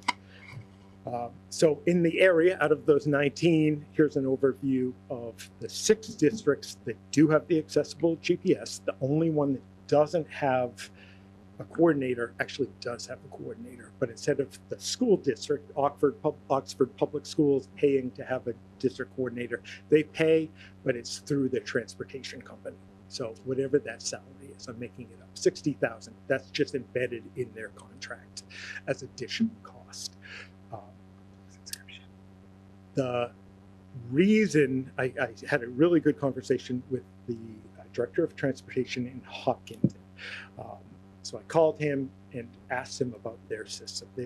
I don't remember the name of Safe Route maybe, but anyhow, they started it. This is their first year, so I was really interested to see like how much work is it. If you have a good system and you just off and running and everything's good. In the first 90 days, he had to deal with 450 issues related to it. So that's a lot. That was even a lot for him, and that's his full-time job. So I think that's a reality to keep in mind. The transportation coordinator pay range ranged from $65,000 to $100,000. My recommendation is that I work with AA Transportation and set up a meeting with Zonar. That's the company that we would use. We would use them because all of the equipment, the hardware, is already embedded within their system. And all of the AA vehicles have this sonar. They've got a crash course on, they all have a wand that connects. So in theory, I'm the driver, and I go to my bus 2 in the morning. That bus doesn't start, the battery's dead. And I go to bus 6 instead. When I scan in, that should, in theory, all magically work out, and that little dot that you have, it's great. I've been talking to Ron. I wanted to run it by you first, but my thought is have a meeting with Ron and Zonar. It's definitely a lot of work that needs to take place over the summer. That I can wrap my head around. We can probably make that work. If we were to pilot it in the coming year, the challenge, and we're going to have to be exceptionally clear with this, is that we don't have staff to manage those 450 calls. And we'll probably get to them, but those are going to be on top of all the other calls that Frank and I do when we do 100 other things. But I think it's worth pursuing. So we're a go for the monitors, and I would suggest that I work with Zonar and AA to ideally be putting before you a pilot of the system for the coming year.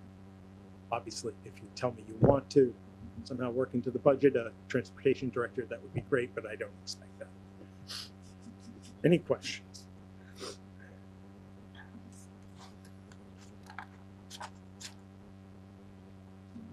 I have a question. Yeah.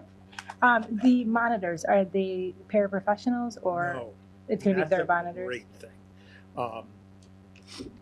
That was something that jumped out as interesting to me. For us to get a monitor, if it's a Grafton individual, we have to essentially beg somebody to do it because everybody's got a life. Like, think about an hour before school starts, when most people are getting their own kids on the bus. They're just, doing their own thing. They have to go and be on a bus for that hour. That's super hard. And the same with the end of the day.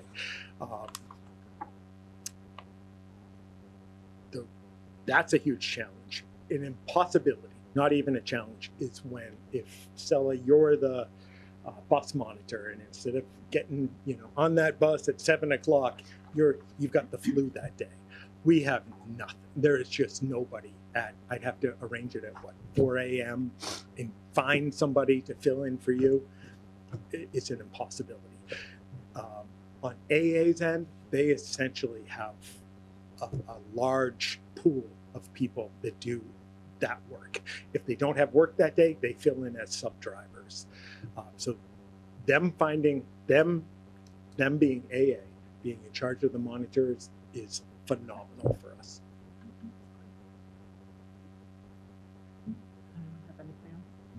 So that would be for all the bus monitors that we use this, not just for the preschool, right? No, But just preschool. Just They don't have that many.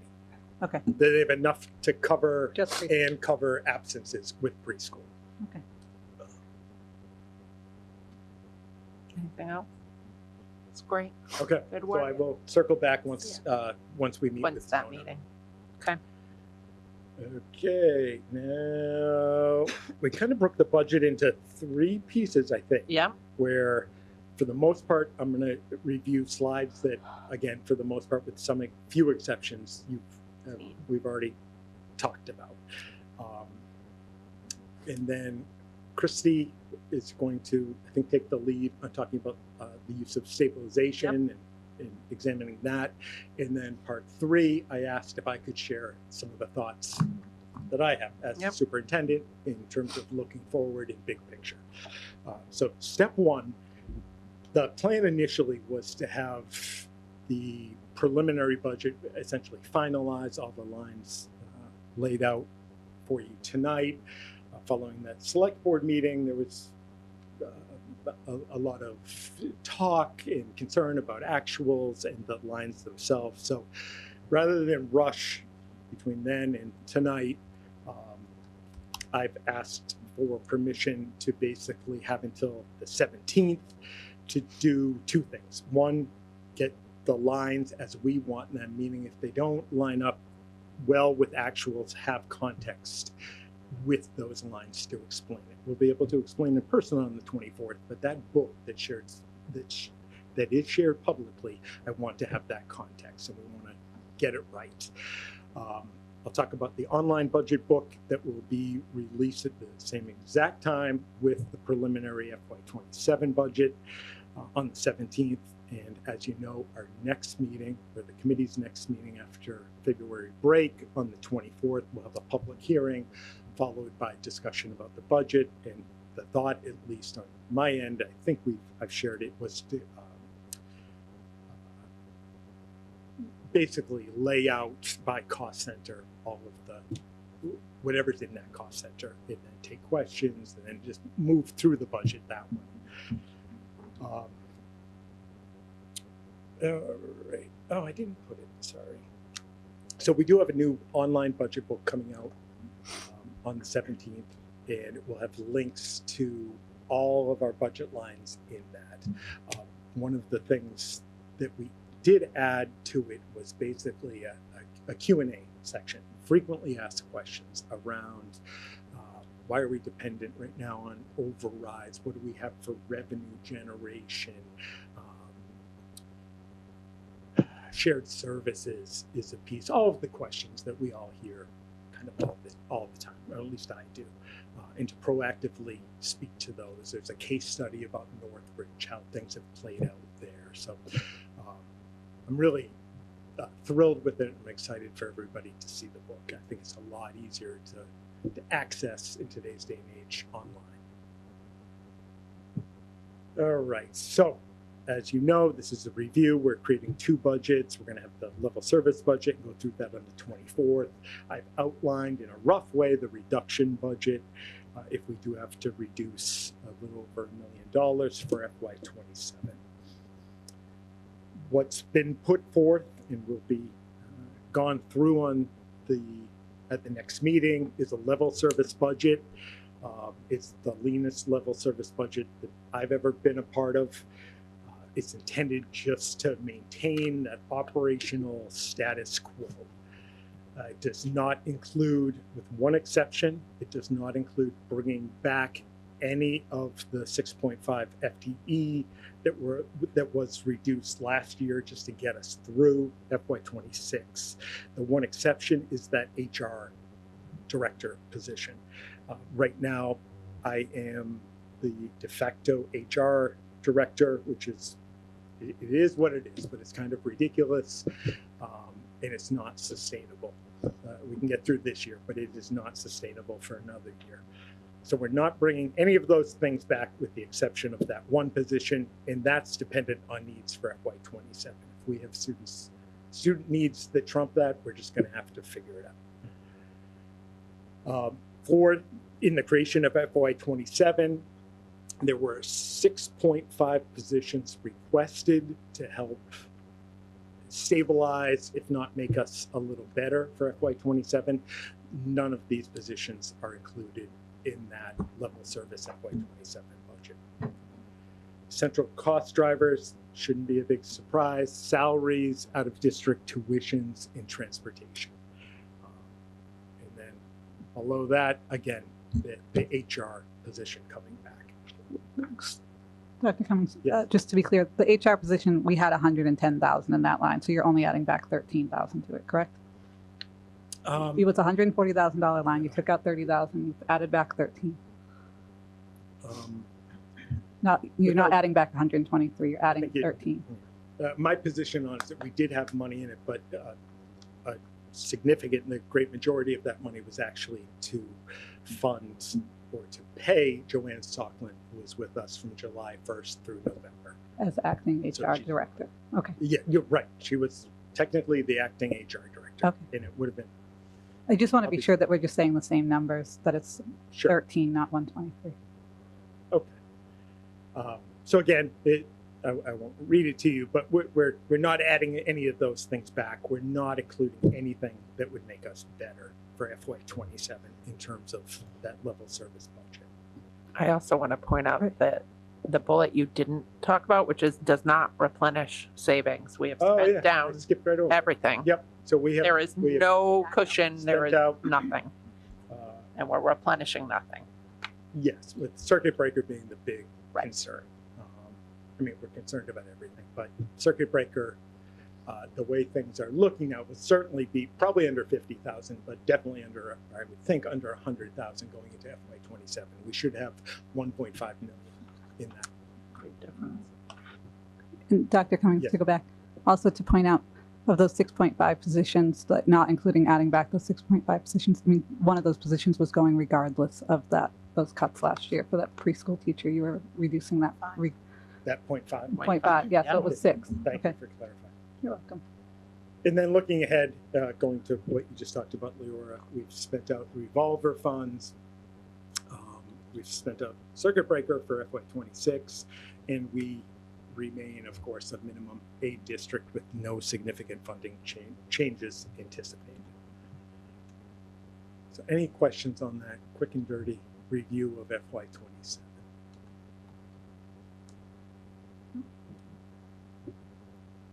Okay. Oh, look at that. That kills me. Tech tonight. You are, yes. Kind of. You could be a tech director. You're doing it. Yeah, maybe Wear you another should hat. be. Snow Marine. Okay. So I wanted to speak on the special education funds last week, or rather 3 weeks ago. We talked briefly, it seemed to be a little confusion.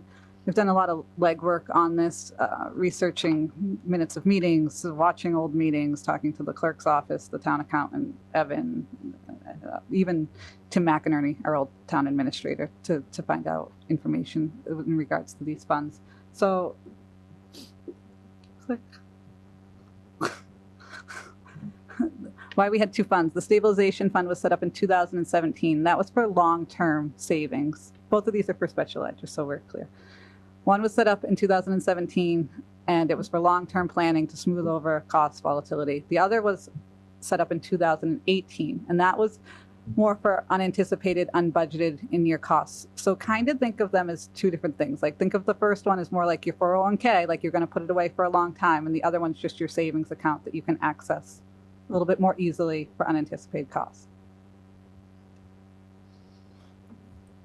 So what's the difference on the two of them? Well, they both have different laws associated with each of them. And like I said, this one from 2017, that's for long-term planning, it's slower. And in order to get the money from that, you have to go back to town meeting and get a 2/3 vote. The good thing about this is that there's no cap on it. You can put in as much money as you want. There's no cap to it. And it has to be invested, both of these actually have to be invested like conservatively. The stabilization fund, though, allows for a little bit more flexibility under state law. So that's just how that one is. But they both have to be conservatively invested. The other one is using different Mass General law. It's for unanticipated costs, as I said. You can access it a lot faster. All you need for that to access it is the school committee's vote and the select board vote. You need them both. It's not one or the other, both. And so you can put up to 2% of net school spending. So that would mean for us where we have $50 million net school spending, we could put in approximately $1 million. Per year. No, No. balance. That's the max balance that it can hold. So it's for in-year surprises. Oh, right. Yeah, yeah. So those are the max. Like the other one, there's no cap. This one, $1 million, based on our budget today.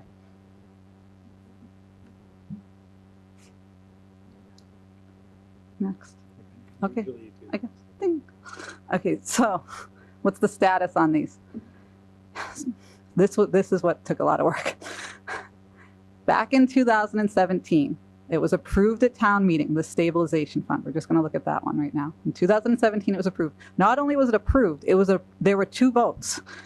It was approved, and then there was a vote to approve to move $100,000 from free cash into that account.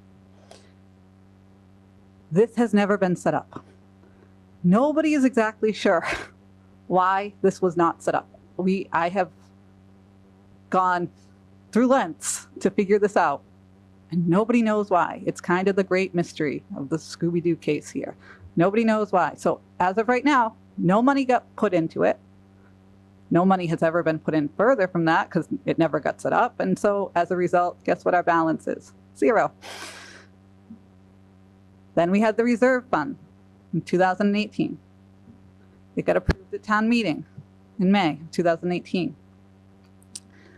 The weird thing with this was that there wasn't a vote to put $200,000 into it, so I don't know where that came from exactly, but $200,000 got put into it from the general stabilization fund. And the fund was established. We have since withdrawn $154,996 from it. The interest on this has earned $61,000. You might be saying, wow, where can I invest in that kind of return on my investment?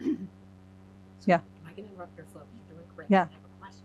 Go. Do you know, first of all, this is, Yeah. you're an honorary student member. This is great detective work and great work. And I really, really appreciate it. So you said that there was a withdrawal from the reserve fund. Yes. And if I go back to your previous slide 3, it says to vote to spend, it has to be a majority of the school committee and select board. Correct. Now, I'll say that someone who has been here for a very long time, I have never voted for that. So how You did are that right. money get taken? So, How did that money get taken? Scooby-Doo on the No? case. On Yes, the I case? do know. All right.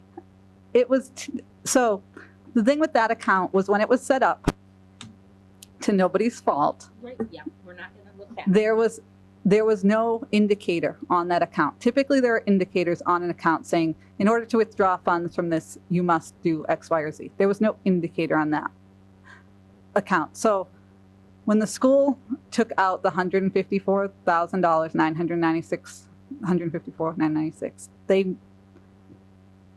they forgot to come to us and forgot to go to the select board, and nobody in the town accountant said, hey, to get that money, you need to do this. Okay. As a result, the town has self-reported to the state because of that.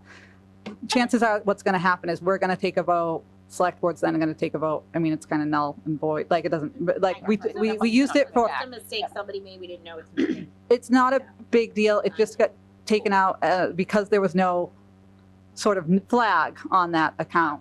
The And schools that's used it? Very well said. Just the one thing I'd add is it was used. It was used, yeah, we used it in last year, 2025, FY25, it got taken out. Just Oh, in case okay. you want to know the year that it got taken out, it was taken out in FY25. Like I said, of no fault Yeah. Of Yeah. anybody's, and as a result, the town is self-reporting this, so that's where we're at. But again, if you'd like to invest in Bartholomew Investments, you too can make $61,000 on a $200,000 investment, and as such, we have right now a balance in there of $106,000. Okay, So, ding. yeah. Can I say something? Yeah. Because I know you're about to go somewhere really awesome, but I just want to say how frustrating to whoever it was that worked so hard in 2017, because this must have been a real pain in the butt to get this all through and then have nothing happen. That's all. I'm just going to say that. Frustrating, and people were really mean about it. And here we Really are with mean. $0. I But hope that that's well Shame on me for appreciated not effort. following up. Continue on. Here we go. Okay, so at one point during this research, it was told to me, well, you know, the reason why we set up the second account was because we couldn't get the first account. But that's not true. You can have both accounts. They're both different accounts. The Mass General Law allows for both. They complement each other. One's for emergencies, one's for long-term savings, right? There's no conflict, and there's different thresholds, there's different approvals. There's no reason why you can't have them both. In fact, the fact that we have voted on them both is amazing, astounding. We're rocking it. Go ahead, Dr. Ding. So because of this, I've spoken with Evan, and while I'm not, it's kind of up in the air whether or not a vote is really required. I think that it's better to take a vote than to not take a vote. So my first request is that we take a vote. Why did you close it? Sorry. What are you doing? I regret it. Same. Okay, you ready? Mhm. Keep your hands away. Move your hands. Okay, good job. Okay, so I would like to make a motion to the board to request to the town to see if the town will establish and fund a special education stabilization fund for the purpose of reserving funds to pay expenses related to special education as authorized by Chapter 40, Section 5B of the General Laws, with initial appropriation of $100,000 consistent with the vote approved at town meeting in May 2017. Second. Motion made and seconded. Any discussion? I have a question. Yeah. Is this a warrant article or not? No, it would It's not already be a warrant. It's already been established. There would be no need for this to go back to the town because this was voted on by the town. So as long as we're in accordance with what was voted on, which the $100,000 was voted on, and the establishment of this account had already been voted on, this is, the fact that we're even voting on it is kind of like topping on the cake here. So this is just to tell the town or Evan to set this up. So basically, we're voting to, To just say, To we want this request that this be be- set up, yeah. yes. Greg has a point Uh, of order do we take- probably. Do we take public comment? We don't, but I'm okay with understanding the finance the aspect. ramifications of this.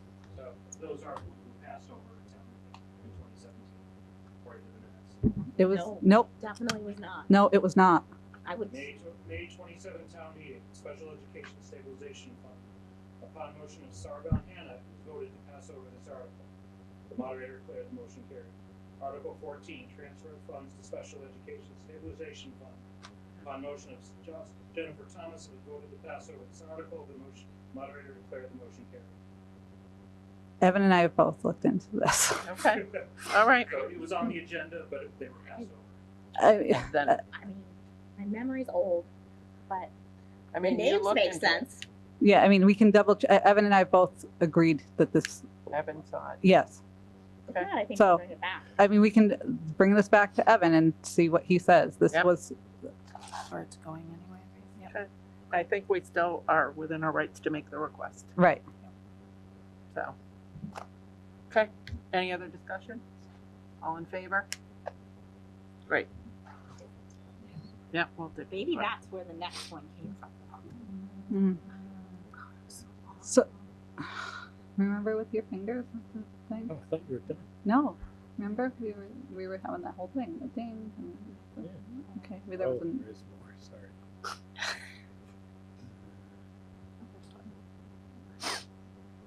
you're so close. Oh, Next. Okay. So this we'd like to bring to the floor in town meeting. So this account, we'd like to continue to fund it. It kind of has, The second, this is the second one. This is kind of dropped off. The whole purpose of this is as a savings account. I'd like to see that this actually, after tonight, like going on annually, be part of our budget documents and be voted on with our budget on an annual basis. And so I'd like to make a motion to see if the town will vote to transfer $200,000 of free cash or other available funds to the Special Education Reserve Fund established in May 2018 under provisions of Chapter 40, Section 13E of the General Laws, or take any other action relative thereto. Second. motion made and seconded. Any discussion? My only discussion would be that I'd like to put in 200,000 at this point due to the fact that this has been dormant for so long, but I think a more appropriate number going forward on a yearly basis would be 100,000. So it's a one-time 200. That's what I would suggest, but that's only me. Well, we're just making this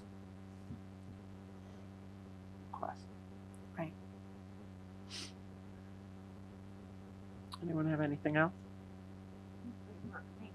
Yeah, Yeah. really Thanks, impressive Christy. detecting. I'm really concerned about my memory. But it's not All in about me. favor? It's not about me. All right, great. Thanks, Christy. really done. Awesome work. Really, really good work. Next time I would You're- love to be your partner. Your diligence is Right. impressive. May 17th, 2017. Keep on going? Keep going. All right. Sorry. So, took 15 years for me to do this, but I requested through the chair, just for a few minutes at least, to share my thoughts in terms of looking ahead with the budget and basically just sharing my thoughts. I want to be crystal clear that the thoughts are mine. I'm not speaking obviously for any of you, they're just mine. I've been living in Grafton for about 28 years, and I've had the honor of being superintendent of schools for the past 15. 4 of my own kids went through our schools, loved it. You might be familiar with the fable about the emperor's new clothes, and I think about that a lot. Every few years when we have these budget struggles, that's one of the things that jumps out in my mind. There's a lot of great themes in it. The theme that really jumps out is about obvious truths being ignored, in my opinion. And I want to share my perspective on that. So I believe that the real question at hand, which isn't always talked about, is does the town fundamentally want to make an additional investment, continued additional investment to maintain a good school system? And it's a tough question, but it's really a yes or no. That's what it's going to boil down to. If yes, I don't believe there's another option other than increasing taxation. That I don't take lightly at all. I pay taxes in town. I don't know anybody personally who wants to pay more in taxes. I don't know it. I know a lot of people, seems like more than even in the past, are really hurting financially. I want to say I fully understand that. If no, I think one of my biggest jobs is making it clear to the community, because I work for you, but I really work for the town and I'm employed by the town, to make it crystal clear what the impact is if that hard decision is made, and make it crystal clear that, in my opinion, with 34 years in education, that decision is not reversible. That's kind of my job. If the vote in the end, if it goes to a vote and the vote is no, I can live with that if I know that the citizens or the taxpayers in Grafton made that informed decision. So our fundamental problem, and a lot of this should just be review, and it's just my thoughts, but we're obviously facing a structural deficit. If you look at that little dotted line, that's required school spending here in Grafton. You see it going, up at a certain rate. Down in with those columns, the orange columns, that's the money that we receive as a town through Chapter 70, which is the vehicle for state educational aid to our school district. You'll see that the dotted line continuously goes up in that flat, very, very, very flat series of orange columns. Doesn't move much at all. That right there, in my mind, captures where we're stuck. With 2.5 in place, we can only raise through so much without an override. We can't cover that gap the way we're structured right now. It's just that's the reality in Grafton. So fundamentally, we have two choices. We either decrease services and live within our means, if you will, or we have an override and increase the revenue. As a minimal aid district, so we receive the absolute minimum increase annually that a district in Massachusetts can receive. That's an increase going into next year. It's $75 per student. It's ranged historically from $30 to about $150. Somebody could see that $233,000 and be like, that's not a bad increase. But if you think of it as a whole, just to help put it in perspective, if you think of our preliminary $50.5 million budget, that would be equivalent to, if you think of that like the Boston Marathon, 26 plus miles, $233 would be 2 football fields and 12 yards. Not far. So that 233, that doesn't move the needle for us at all. Happy to have it, but it's woefully short. I want to talk about the history of overrides, basically, here in Grafton. In 2015, or really in 2014, but around 2015, going into FY15, we were facing a dire financial outlook. The gap was about $855,000 for the school. So we're looking at a very similar funding cliff, if you will. Way back when, we had never even had an override, I believe, in the history of Grafton, but with the same exact issues were facing us. And the Select Board, FinCom, School Committee had a public televised meeting in the library at the high school. And when I think back over my 15 years, if there was one kind of proudest moment of this, me personally, proud not of my behavior or anything that I said, but us as a town, was that meeting. And a few of the people in the room were there. We had real conversations about what we wanted from education for our town. We were headed towards limited and dysfunctional funding. That was our means. And if not, we had real hard, honest conversations about, do we go with stable funding, like just stay whole, or we talked about strong funding and great funding to be even better. And we laid out on this document, the top part, advanced math, immersion programming, vocational programming, increasing AP courses, all this awesome stuff. We had a really hard discussion. I, of course, am the superintendent. I want strong or great. That would be fantastic. But we settled on stable, and that's okay. And the idea around stable, right in the middle, was the district as whole. We pay competitive wages, class sizes are within recommended ranges, supports are in place for special education and counseling. maintenance and custodial needs are being met. That was the agreement. It was a hard conversation, but talk about a great democratic meeting. That's my memory of it. Jump ahead to around 2020. Well, let me go back a little. On the first override, it passed. And kind of the deal was, we're going to be stable. If we can use our money and be super efficient, we're going to try to do some of those extra things, which we did when the opportunity presents itself. But basically, don't come back for 5 years. Like, don't come make it work for 5 years. And we did exactly that.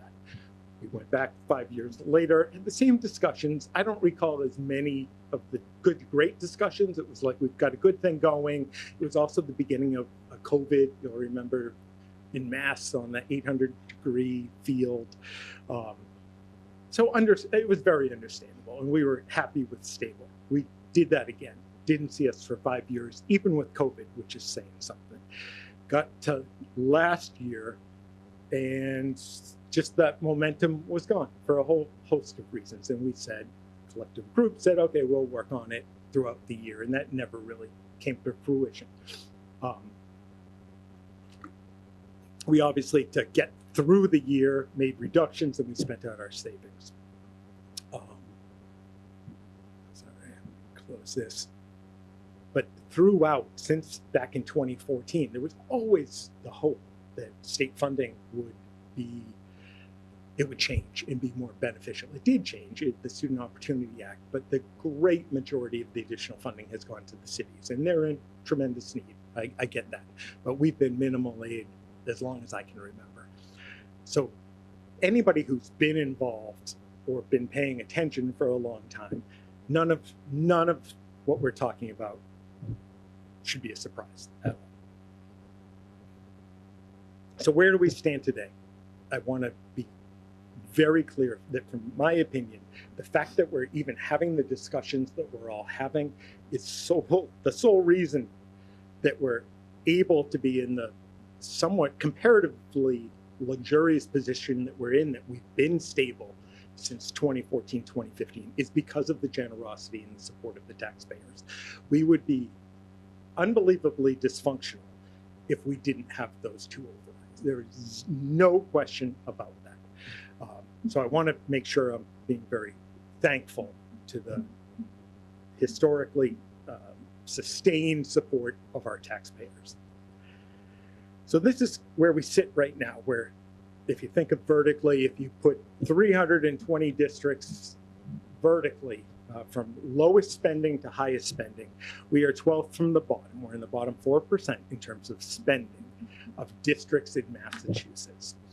This is all based on per pupil data, which is the gold standard of apples to apples comparison of spending between districts.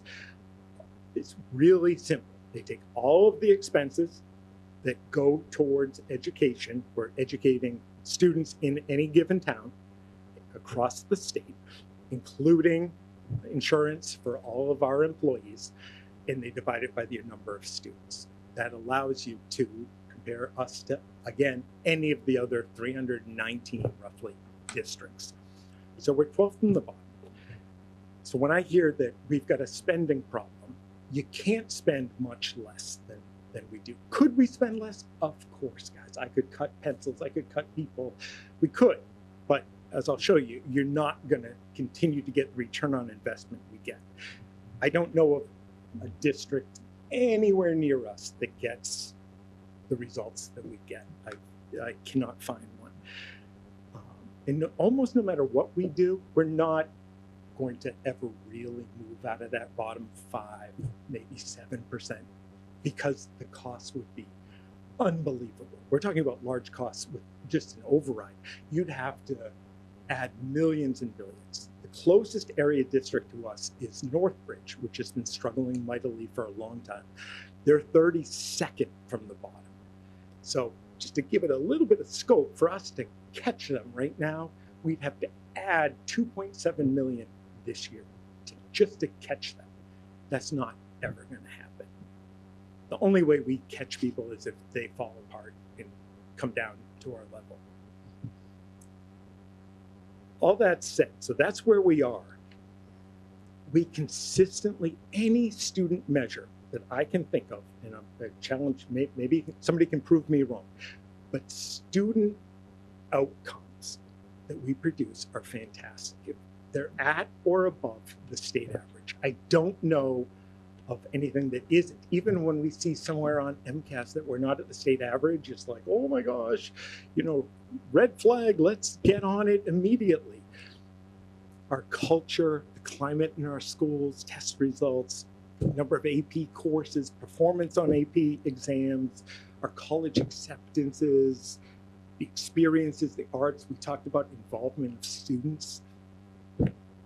Like, and maybe I'm jaded, I'm sure I am actually, but if you ask or talk about Grafton with somebody from Grafton or otherwise and ask them about the town, one of the big things they're going to talk about is the schools. Like, that's just that's a fact. So that return on investment, I wish we invested more. I wish we had that luxury. I think we could do even better things, but that's phenomenal. Like, and I think sometimes that's taken for granted, that's just the way it is. Going way back to the first override, I talked incessantly about the old Corolla. I don't know if any of you have had it, but I had an old Corolla. But we're like the one with, half the things don't work, but it just keeps on going. It's got 300 and something thousand miles, and it's performing. You're not getting passed by traffic like you're standing still on 495.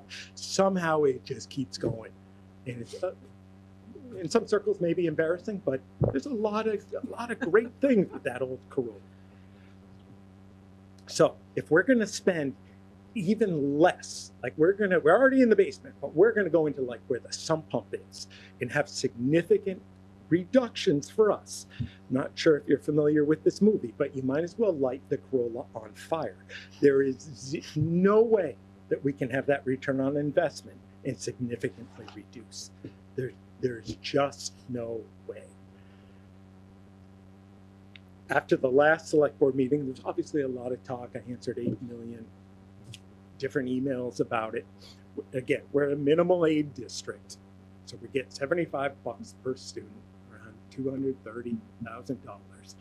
And the community advocate obviously covered just that meeting, and the title of their article, Override Debate Angers Residents and Divides Select Board.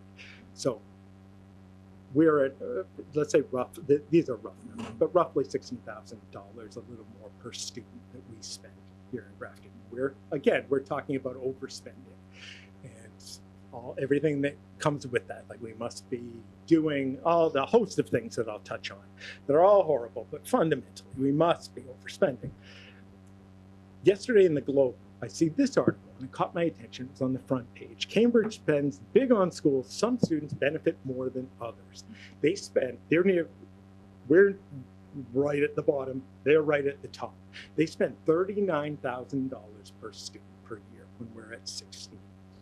They're sixth from the top, if you will. They're also a minimal aid district. So that community has decided, like, on a bionic level, that they want to invest in their schools. Where, of course, we're not getting there. We're not getting to Northbridge. But it really caught my attention that if you read the article, it wasn't a lot of whining, and I left some copies there. It wasn't like whining, like, oh my God, we spend too much. That wasn't the issue. It was that the return on investment, there was some disparity in the results. And I found it fascinating, shocking, but here we are at the very bottom. And maybe I missed it, but I haven't heard or had a single question about that return on investment and what we get for results. It's all about that we must be overspending. So it was shockingly the polar in terms of what I was looking at. To give a little context, and I want to be crystal clear, we are never even, you can't even talk about flirting with getting into the Cambridge area, and nor am I even looking to. I'm just looking to not have less than we have. But with Cambridge, if you applied what they get per student to Grafton, if we had the same per pupil spending, that's an additional $71 million a year. Like, I would like give a leg to get an extra million to see what we could make happen. I can't even wrap my brain around 71 million. So it's worth thinking about. So going back to that real question at hand, this is what I think we should be talking about that's not really what I'm hearing. I'm hearing a lot of the what ifs, and those are multifaceted, and they're not new. This slide was from the first override, and this was like the red herrings. These are all the things on the left. We overspend, teachers are overpaid, too many admin, more fees will take care of it, and help is on the way. None of those play out, but this goes back over a decade.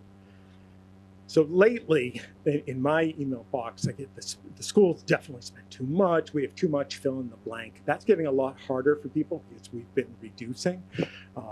Spend within your means, that's super popular this year. Hiding money, that's brand new. I don't know where I'm hiding money, but anyhow, I'm hiding money. We pay staff too much, that's a big one.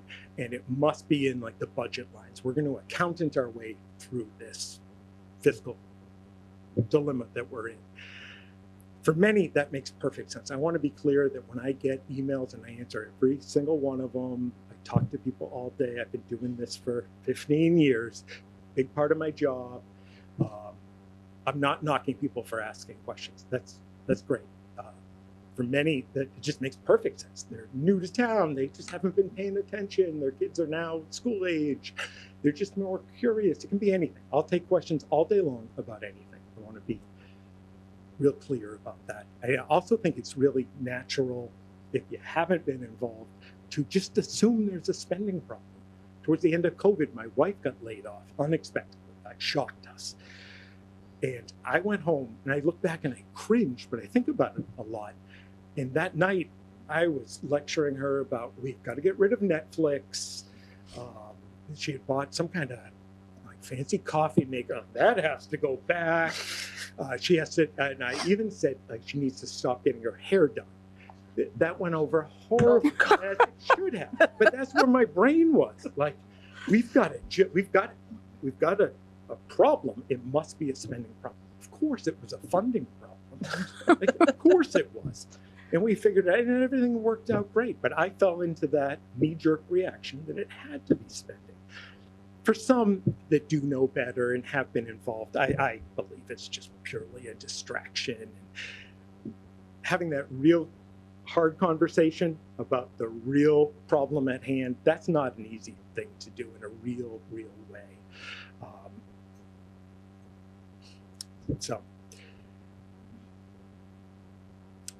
I think of this every 5 years or the last 2 years in a row, when we get into a financial jam, that's when the bubble goes over Grafton in my world, where people start looking, for example, at other departments, the school department versus like sewer department or something in terms of increases. It all becomes very insular, and very conveniently, the world outside of Grafton no longer matters. In terms of the schools, the education in Grafton, the outside world matters a tremendous amount. We can't just pick and choose what we offer, what we teach, the pace at which we go with some things, the testing, et cetera. We have all kinds of mandates and things that we just have to do.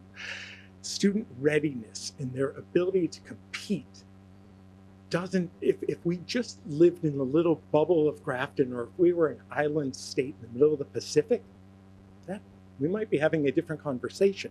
But our Delaney Bouvier, who's absolutely wonderful, I don't know where she's applying to school, but wherever it is, they're lucky to have her.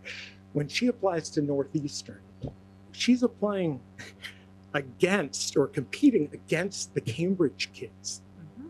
There isn't a little, flag or sticker on hers that says, oh, just so you know, we're really low per pupil. And have you seen the Common in Grafton? It's super cute. It doesn't matter. And then salaries is a big one. We overpay. Mm-hmm. Again, if we were an island in the middle of the Pacific, I don't know. I don't think maybe it wouldn't matter, but it does matter here. And I'll talk about salaries. Our biggest group by far is our teachers. So let's take a look at that. I pulled 3 data points, if you will. Beginning of the career, mid-career, and final step towards the end of your career. This is not handpicked. These are all the same districts that about us, no exception to it. They get, all of these teachers get a COLA, the cost of living adjustment, and steps and lanes. Steps being typically, and not every teacher gets it, but for every year of service, you get a step. Lanes would be you go from a bachelor's degree to a master's. You get a master's, you get a doctorate, whatever. So that's not by any means everything. Apples to apples, these are all the 25-26 school year. You can find all of this online. This isn't a secret. Every one of these districts has steps and lanes, and every one of them has a code. Every single one of these districts had at least a 3% COLA for 25-26. The exception is Millbury, and they had 3.5%. Okay? So with our 3% in steps and lanes, we're working with incredibly limited resources to be as competitive as possible if we're not killing it. We're trying, but you're a new teacher, which are already hard to find. We want to hire new teachers out of school. That would be awesome. Are they coming to Grafton? And this is just the area right around us. It doesn't include Worcester, which definitely pays better, or if you go east, where it's going to be substantially. That's the beginning of your career. Mid-career, I picked Master's Step 10 because they all had that. So you've got a master's degree, which you have to have, and you've been teaching for at least 10 years. Again, the same position. So when I hear, oh, we're overpaying and whatever, we're trying our hardest to be as competitive as possible, but we want to be at the very least in the middle. We finally get competitive once you're basically at the top step. So the very top step, we are literally in the middle among these 7 districts, including us. So that's great, but that's not even 5 people are on top step. So here we are. If we played out that we've kind of torched the Corolla, and as long as that's informed, I can live with that. It's not what I want, of course. You wouldn't be foolish to be hiring me if I wanted that.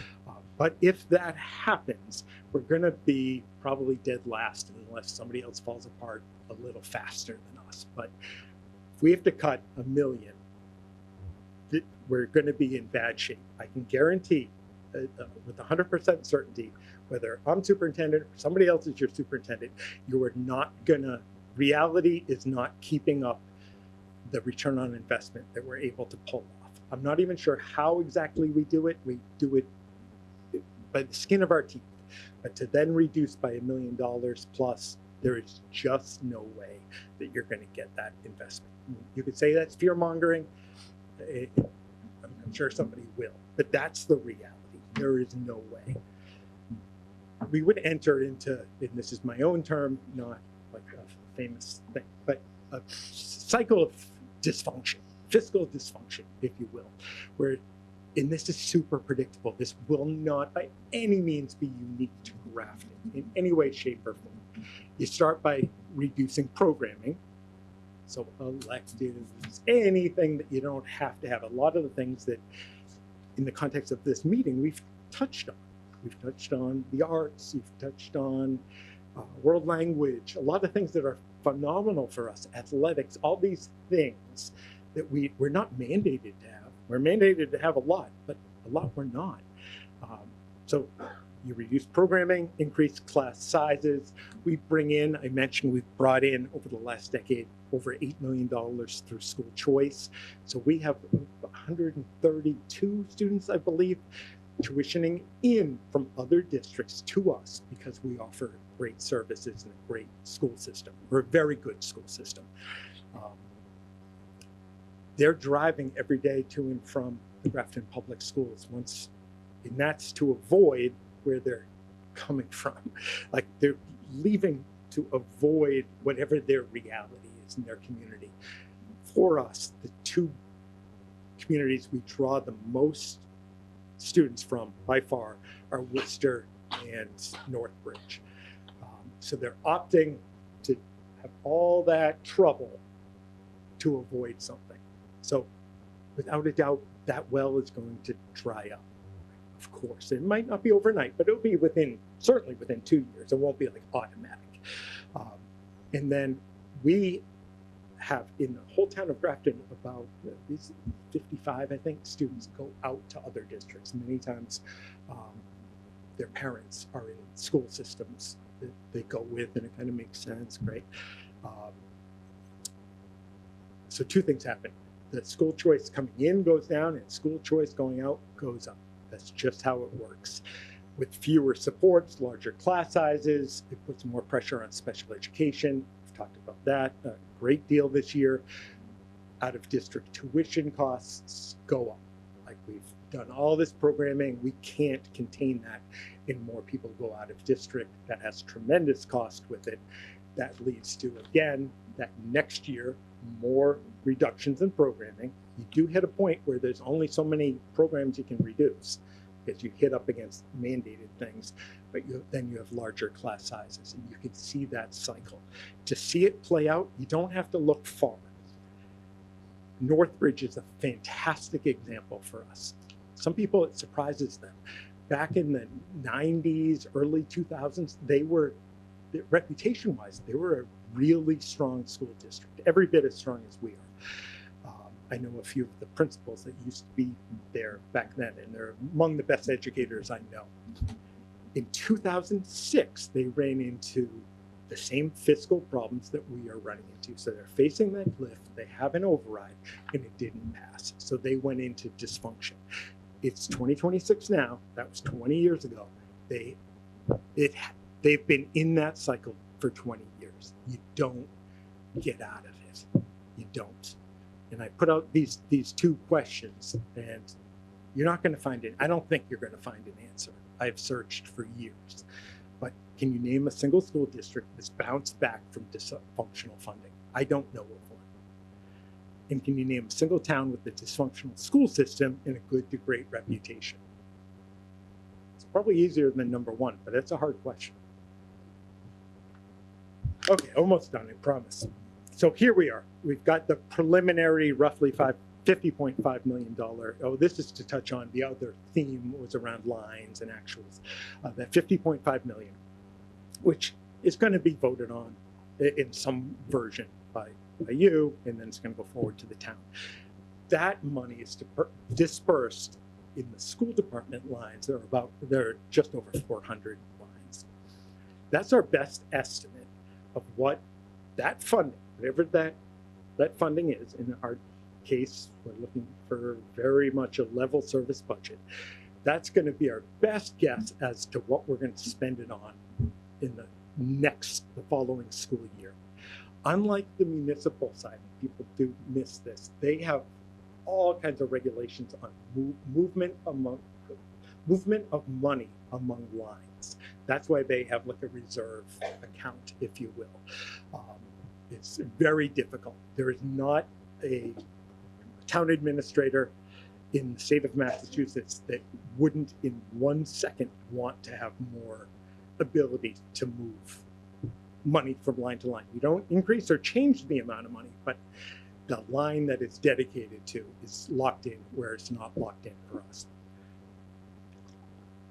We are very good, maybe even exceptional, at estimating what we need in making it work.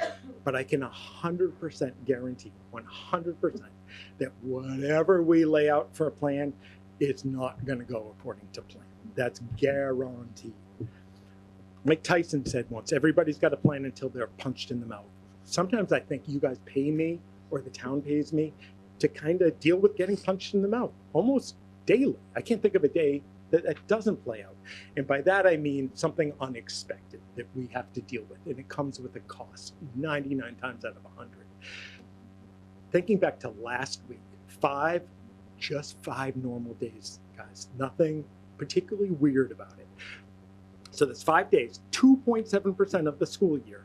These are just some of the things that were dealt with, and they all have financial implications, and they're all complex and challenging. The heating system at Millbury Street stopped working, basically. That's a massive problem. It's not something, oh, I didn't have a line for that. We didn't have any money left. They'll be okay. Of course, that's not the case. One long-term serious medical leave where we've got to pay to fill it. We're probably going to have to go through an agency. That's twice the amount of money. That's really complex. Couldn't have seen that coming even a week before. Never mind, 17 months before. Ice dams at good old South Grafton Elementary School. I don't know who designed it. I hope they don't listen to this, but good Lord. We had to hire a crew to go up there and clear the ice dams, because if you've seen the building, it's just built like 4 ice dams. 2 resignations, so we've got to deal with the ramifications of that. Short-term planning, long-term planning.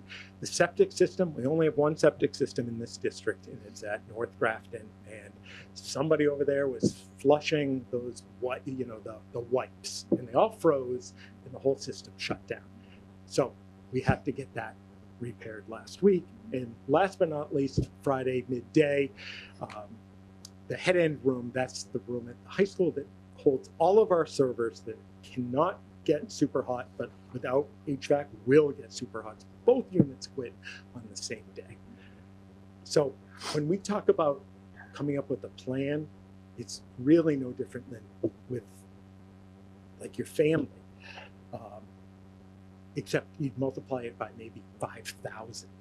That here we are in the 25-26 school year in February.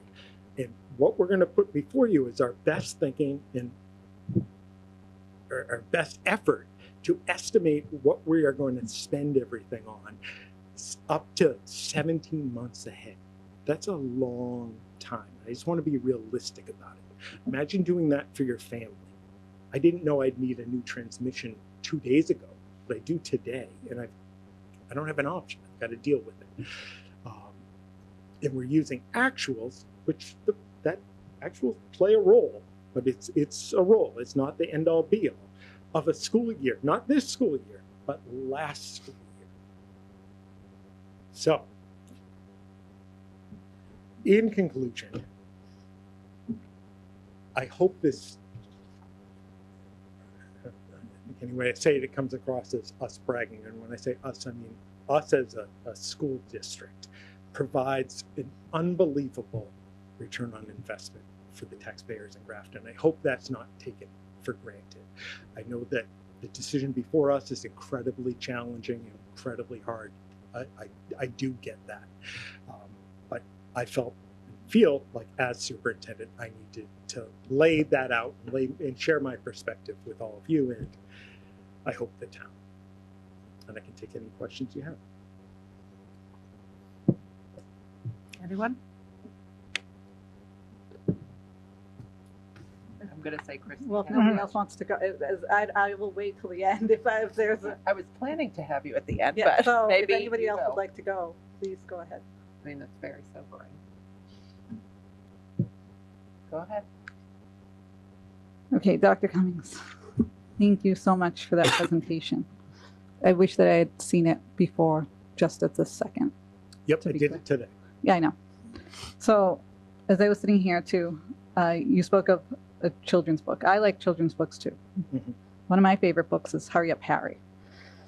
So, while all of this is true, and we've known this for quite some time, at this point, what has been asked was a budget in relation to, as we had stated 3 weeks ago, and as was stated back in January that you'd be providing. I do appreciate all of this. That's not to go unsaid. In addition to that, you speak on the teachers in this. So I happen to have, this is the teachers' salaries, 2026, 2027. Now, you're 1,000% right. They receive a 3% COLA. But based on this, if a teacher increases a step, the percentage increase will range from 6.14% to 8.65%. That includes the 3% COLA. The average increase would be 7.16%. Based on this as well, if a teacher increases a lane, the percentage increase will range from 4.62% to 7.46%, which would include the 3% COLA. The average would being 5.65. If a teacher increased a step and a lane, the range goes from 7.85 to 12.69, including the 3% COLA, the average being 9.19%.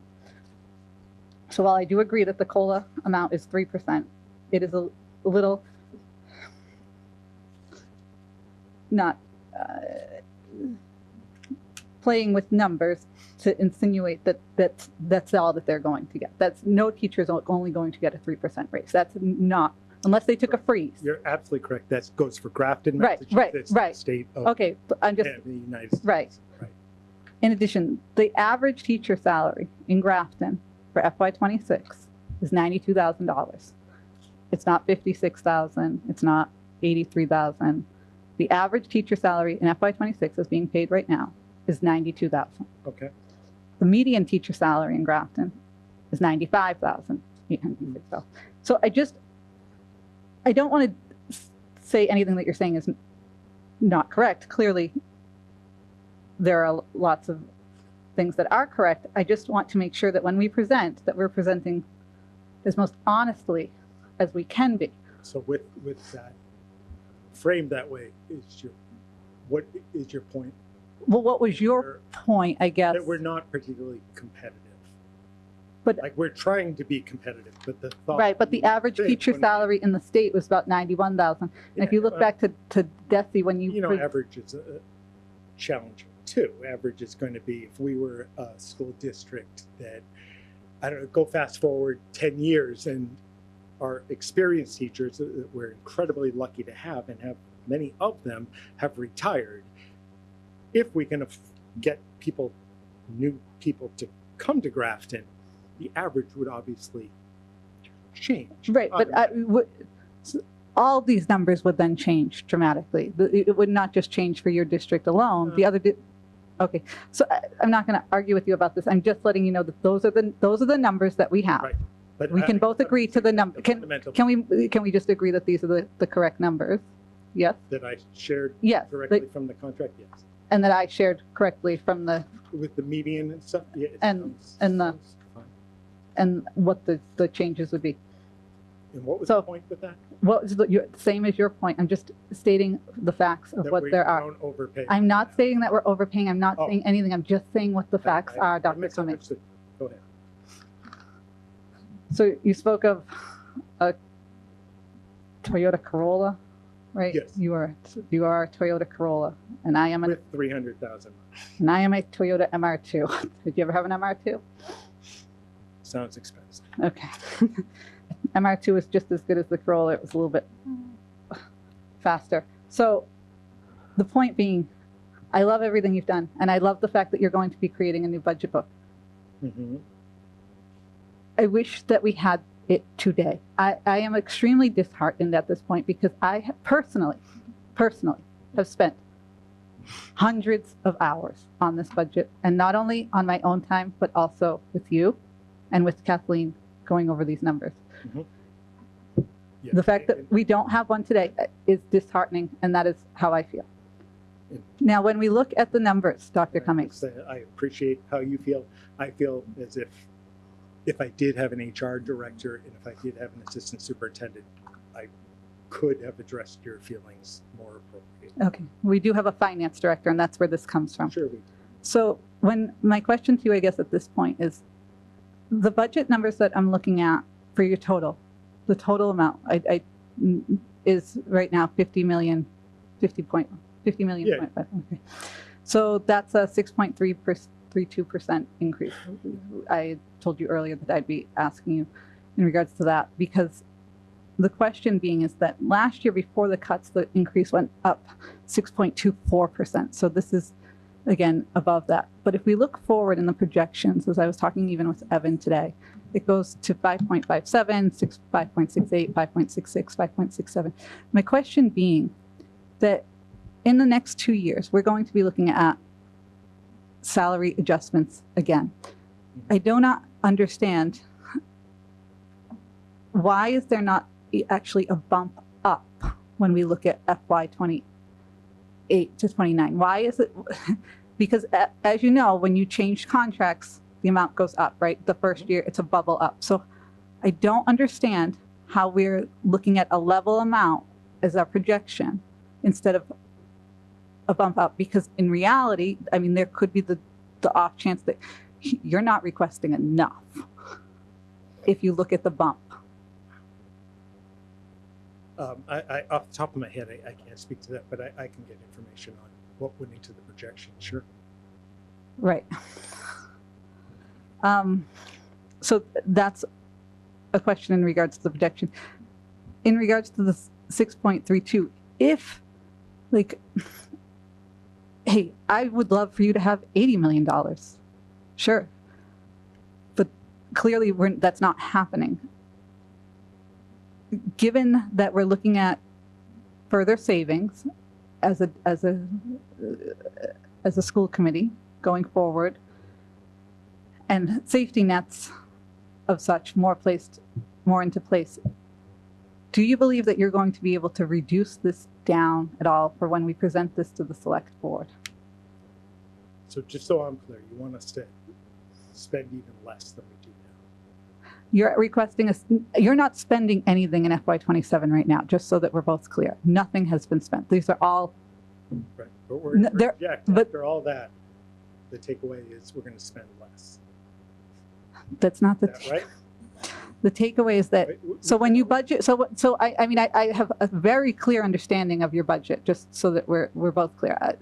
When you go through the lines of the non-salary at this point, you are budgeting 25% more than you spent in FY25 on, as I am stating, non-salary. 25% more, 10% more than you budgeted last year for non-salary. Okay, in FY25, you spent on non-salary 8.9 million. You budgeted 8.9 million. My mistake. You spent 8.7 million. The 241,000 then went to fund salaries.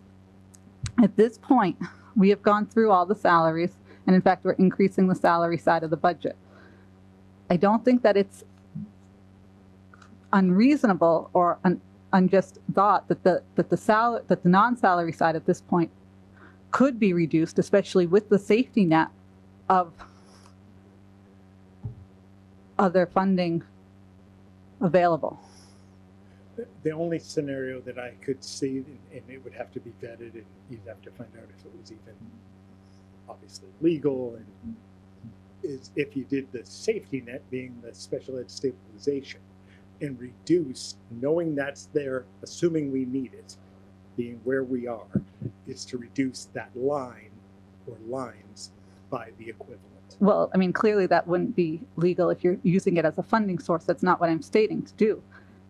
What I'm stating to do is, as you've stated 1,000 times, honestly, this whole budgeting process, I'm going to tell you, is very odd. Especially given the point that you can move money however you see fit. I don't understand at this point why we even have, excuse me? Yeah, thank goodness we can. Why, what? Well, thank goodness you can, yes.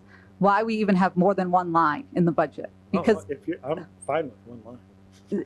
yes, because I couldn't be honestly, more fine with that. right, and if you're looking at bottom line budgeting, right, and you're looking at that, the 6.32, that's extremely high. Like even if that came down to 5.75, you're reducing it by like 300,000. And when we looked back at last year's projections, like the projection was that you were going to be going up by, never does it hit into the sixes. The sixes is like, even when I spoke with Evan, like that's like boom, way up. And I don't really understand that number given that we didn't have a salary adjustment this year. I could understand it last year with the 6.24. I can't understand it this year. Okay, my job is to help And you. so, in the future. yeah, so I'm I hoping, do hear that we're overspent, no, you hear a lot of things. Do you see Not things correct. too? that we can reduce or not. Dr. Cummings, I just want to see the budget in relation to the actuals at this point. I will provide that. I've lost a And I'm- lot of sleep over a lot of things over 15 years. Never for one minute did I lose sleep over actuals from 2 years back. Well, I have lost But countless no- hours of sleep over this and spent I don't. Countless that, so I'll hours try to help you. at 3 a.m. on this. So yeah, I have lost sleep over this, and I have lost sleep thinking about our students and hoping that we can get this through. So given what we know from the select board, given what we've heard in that select board meeting, I think we all want what's best for the students. And if the select board at this point is stating 1,000 times over, we want to see it this way, we want to see it this way, let's just give it to them that way. We said this in meeting back in January. We said this 3 weeks ago in meeting. And again, I'm going to say, I personally feel disappointed that we don't have that to show today. Well, I feel fantastic that we're going to wait until the 17th and do our very best to get that as correct as possible, to put your concerns and anybody else's concerns at ease. So I'm looking forward to the 17th. I'd like to say something. With all due respect to the select board, and I'm really pleased to see 3 members here in the room, and there might be some on Zoom. The select board doesn't approve the school budget. Look at the town charter, we approve the school budget. And we approve the bottom line number. If the town charter allowed us to vote on a budget today, before the budget hearing, I would be interested to have us vote on it, because the fact is we could spend the $50.5 million and still be woefully underfunded. But the fact is, I appreciate what you're saying, Christy, but the select board doesn't approve our budget, and we're acting like they do. We present our budget to them and they will make decisions based on it. But we're not building it for the select board, we're building it for the students. Yes. Yeah. Yeah, no, I appreciate what you're saying. I'm just stating that, like, back in September, when we got presented how the superintendent was going to be presenting his budget, we were told it was going to be done a certain way. In December, it wasn't done that way. Went back, asked, when's it going to be done the way that we had all agreed on? As Evan has stated, it would be like the town's budgets would be done, as we've stated 1,000 times. So at this point, I just feel as though, like, I just want this behind us. I can't tell you the amount of hours. I just want it behind us. And in relation to what we've said, what we've kind of promised, we promised the select board this. We promised this in meeting. Dr. Cummings made that promise. No, I understand. Come on. Neither was making the vote 2 weeks ago for the select board. It wasn't blood oath that they make that vote then. I'm not saying anything other than the fact that I wish that we had the budget to go over as a group prior to the budget hearing, and so that we as a group could say, look, we did everything you wanted to do. But again, Try hurry up, Harry. That's a good but vote. again, who's telling us what to do? We have to do right by the students. I'm not concerned with what some other group is telling us to do. I respect them greatly, and I know they're an important part of this equation, but we have to build the budget with the students and the school district in mind, not what people are asking for. And the situation we are in right now is we're going to get a budget book next week. So talking about why we don't have a budget book is not particularly a good use of time. It's also not a good use of my time that we've been talking in circles, and that we are a week out, and I still have not seen a book come out of this office. I We haven't appreciate all your work, but nobody asked you to do 100 hours, and perhaps that is why things have taken longer, because he's had to meet with a bunch of people and do things.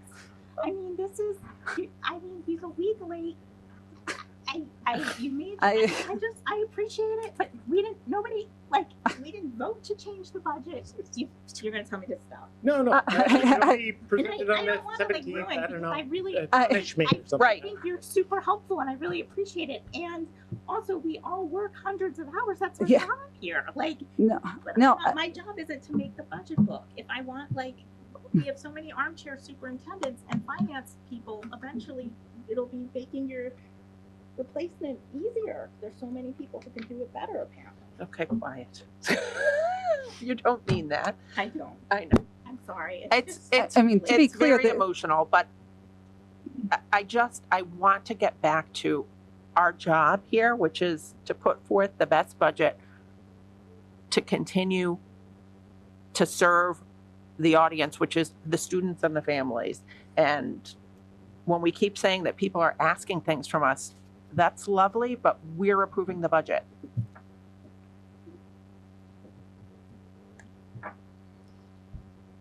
Go ahead. Okay, to be clear, I mean, I've also been asked to look at the budget, and to the point where last week, when we had nothing, I was told, we're waiting on you to come in. So it's not as though I'm not, and I, that was not, I do not, as you stated, I do not work for the school district. So anybody waiting on me to come in should not be waiting. Okay. So it's very, it's frustrating.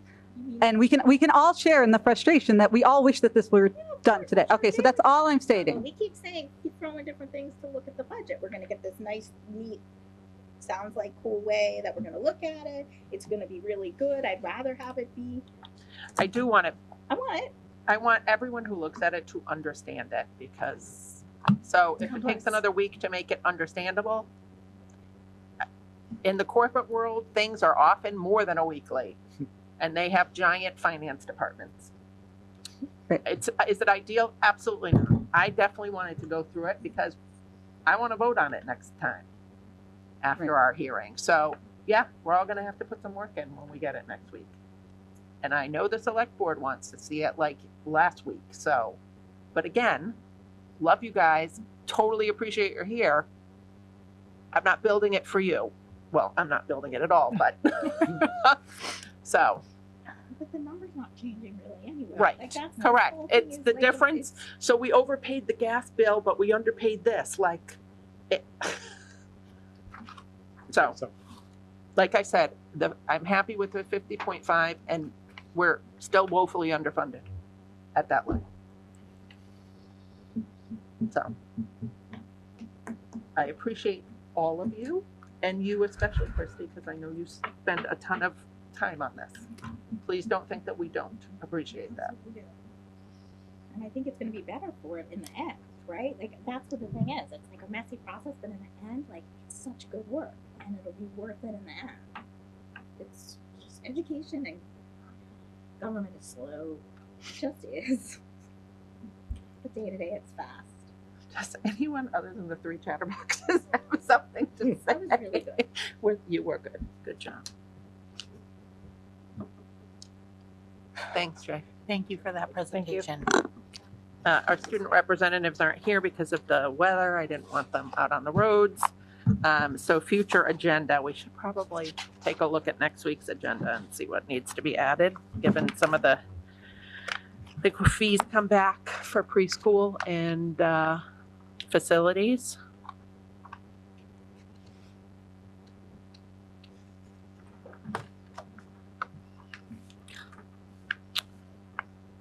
And a budget vote. What time are we meeting? So the hearing's at 6:30, Jay? Correct. We Mhm. set, but unlike last year where we were just live the whole time, we set it up as two separate Zooms. So if it does, it probably will go 30 minutes, but if it doesn't, we can just take a break and restart. Great. Anyone have anything else that needs to be added to the agenda? Leora, did you just say a vote? When's the vote? I mean, we typically, in the meeting after the budget hearing, do a vote on the budget. I believe that in the town charter that it's 7 days after a public No, hearing. the next meeting. Yeah. March Says 10th? Not earlier than the next meeting. Right. Well, That no, is early the next week, the 10th, yeah. No, we're not saying the same thing. The next meeting I is the didn't meeting look The at next charter, meeting is and the when we meeting. looked, I didn't pick up on that. No, I thought it was whatever meeting came after the budget, which could be that No. same day. No, it's 7 days 7. after. Yeah. Okay, thank you, Yeah. Greg. Okay.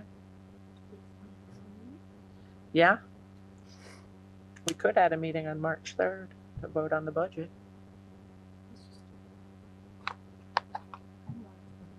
I don't either. March 3rd.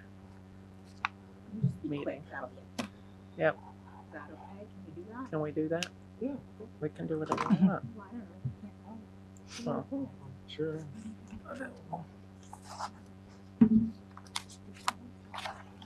okay. Vote on the budget, March 3rd.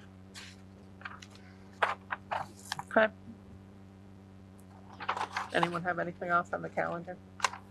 Okay. Meeting minutes. I'll take a Oh, motion. wait, sorry, be back. Yeah. Should we state that how we're meeting with the high school students this week? Just, Oh, it's, is that for, it is Friday. it's Friday, yeah, Yep. just so that people are aware. Are you having an agenda for that meeting? Is there? Pretty short. We're gonna hear them. I'll share with the committee what Tracy kind of asked them to be prepared to discuss Mhm. about. But it'll be posted, yes. There will be a general agenda posted. Okay, Madam Chair, I'd like Yep. to make a motion to approve the minutes dated January 20th, 2026. Second. motion made and seconded. Any additional discussion? Hearing none, all in favor? Great, motion carries. Anyone have questions on the warrants, comments? Nope. Okay. Then, I think, we don't have any policy, as far as I know, right? Just as a matter of knowledge, Laura and I will be meeting this week to discuss AI. Okay, great. No correspondence, no executive session, so I declare the meeting adjourned. Good night, Grafton, thank you.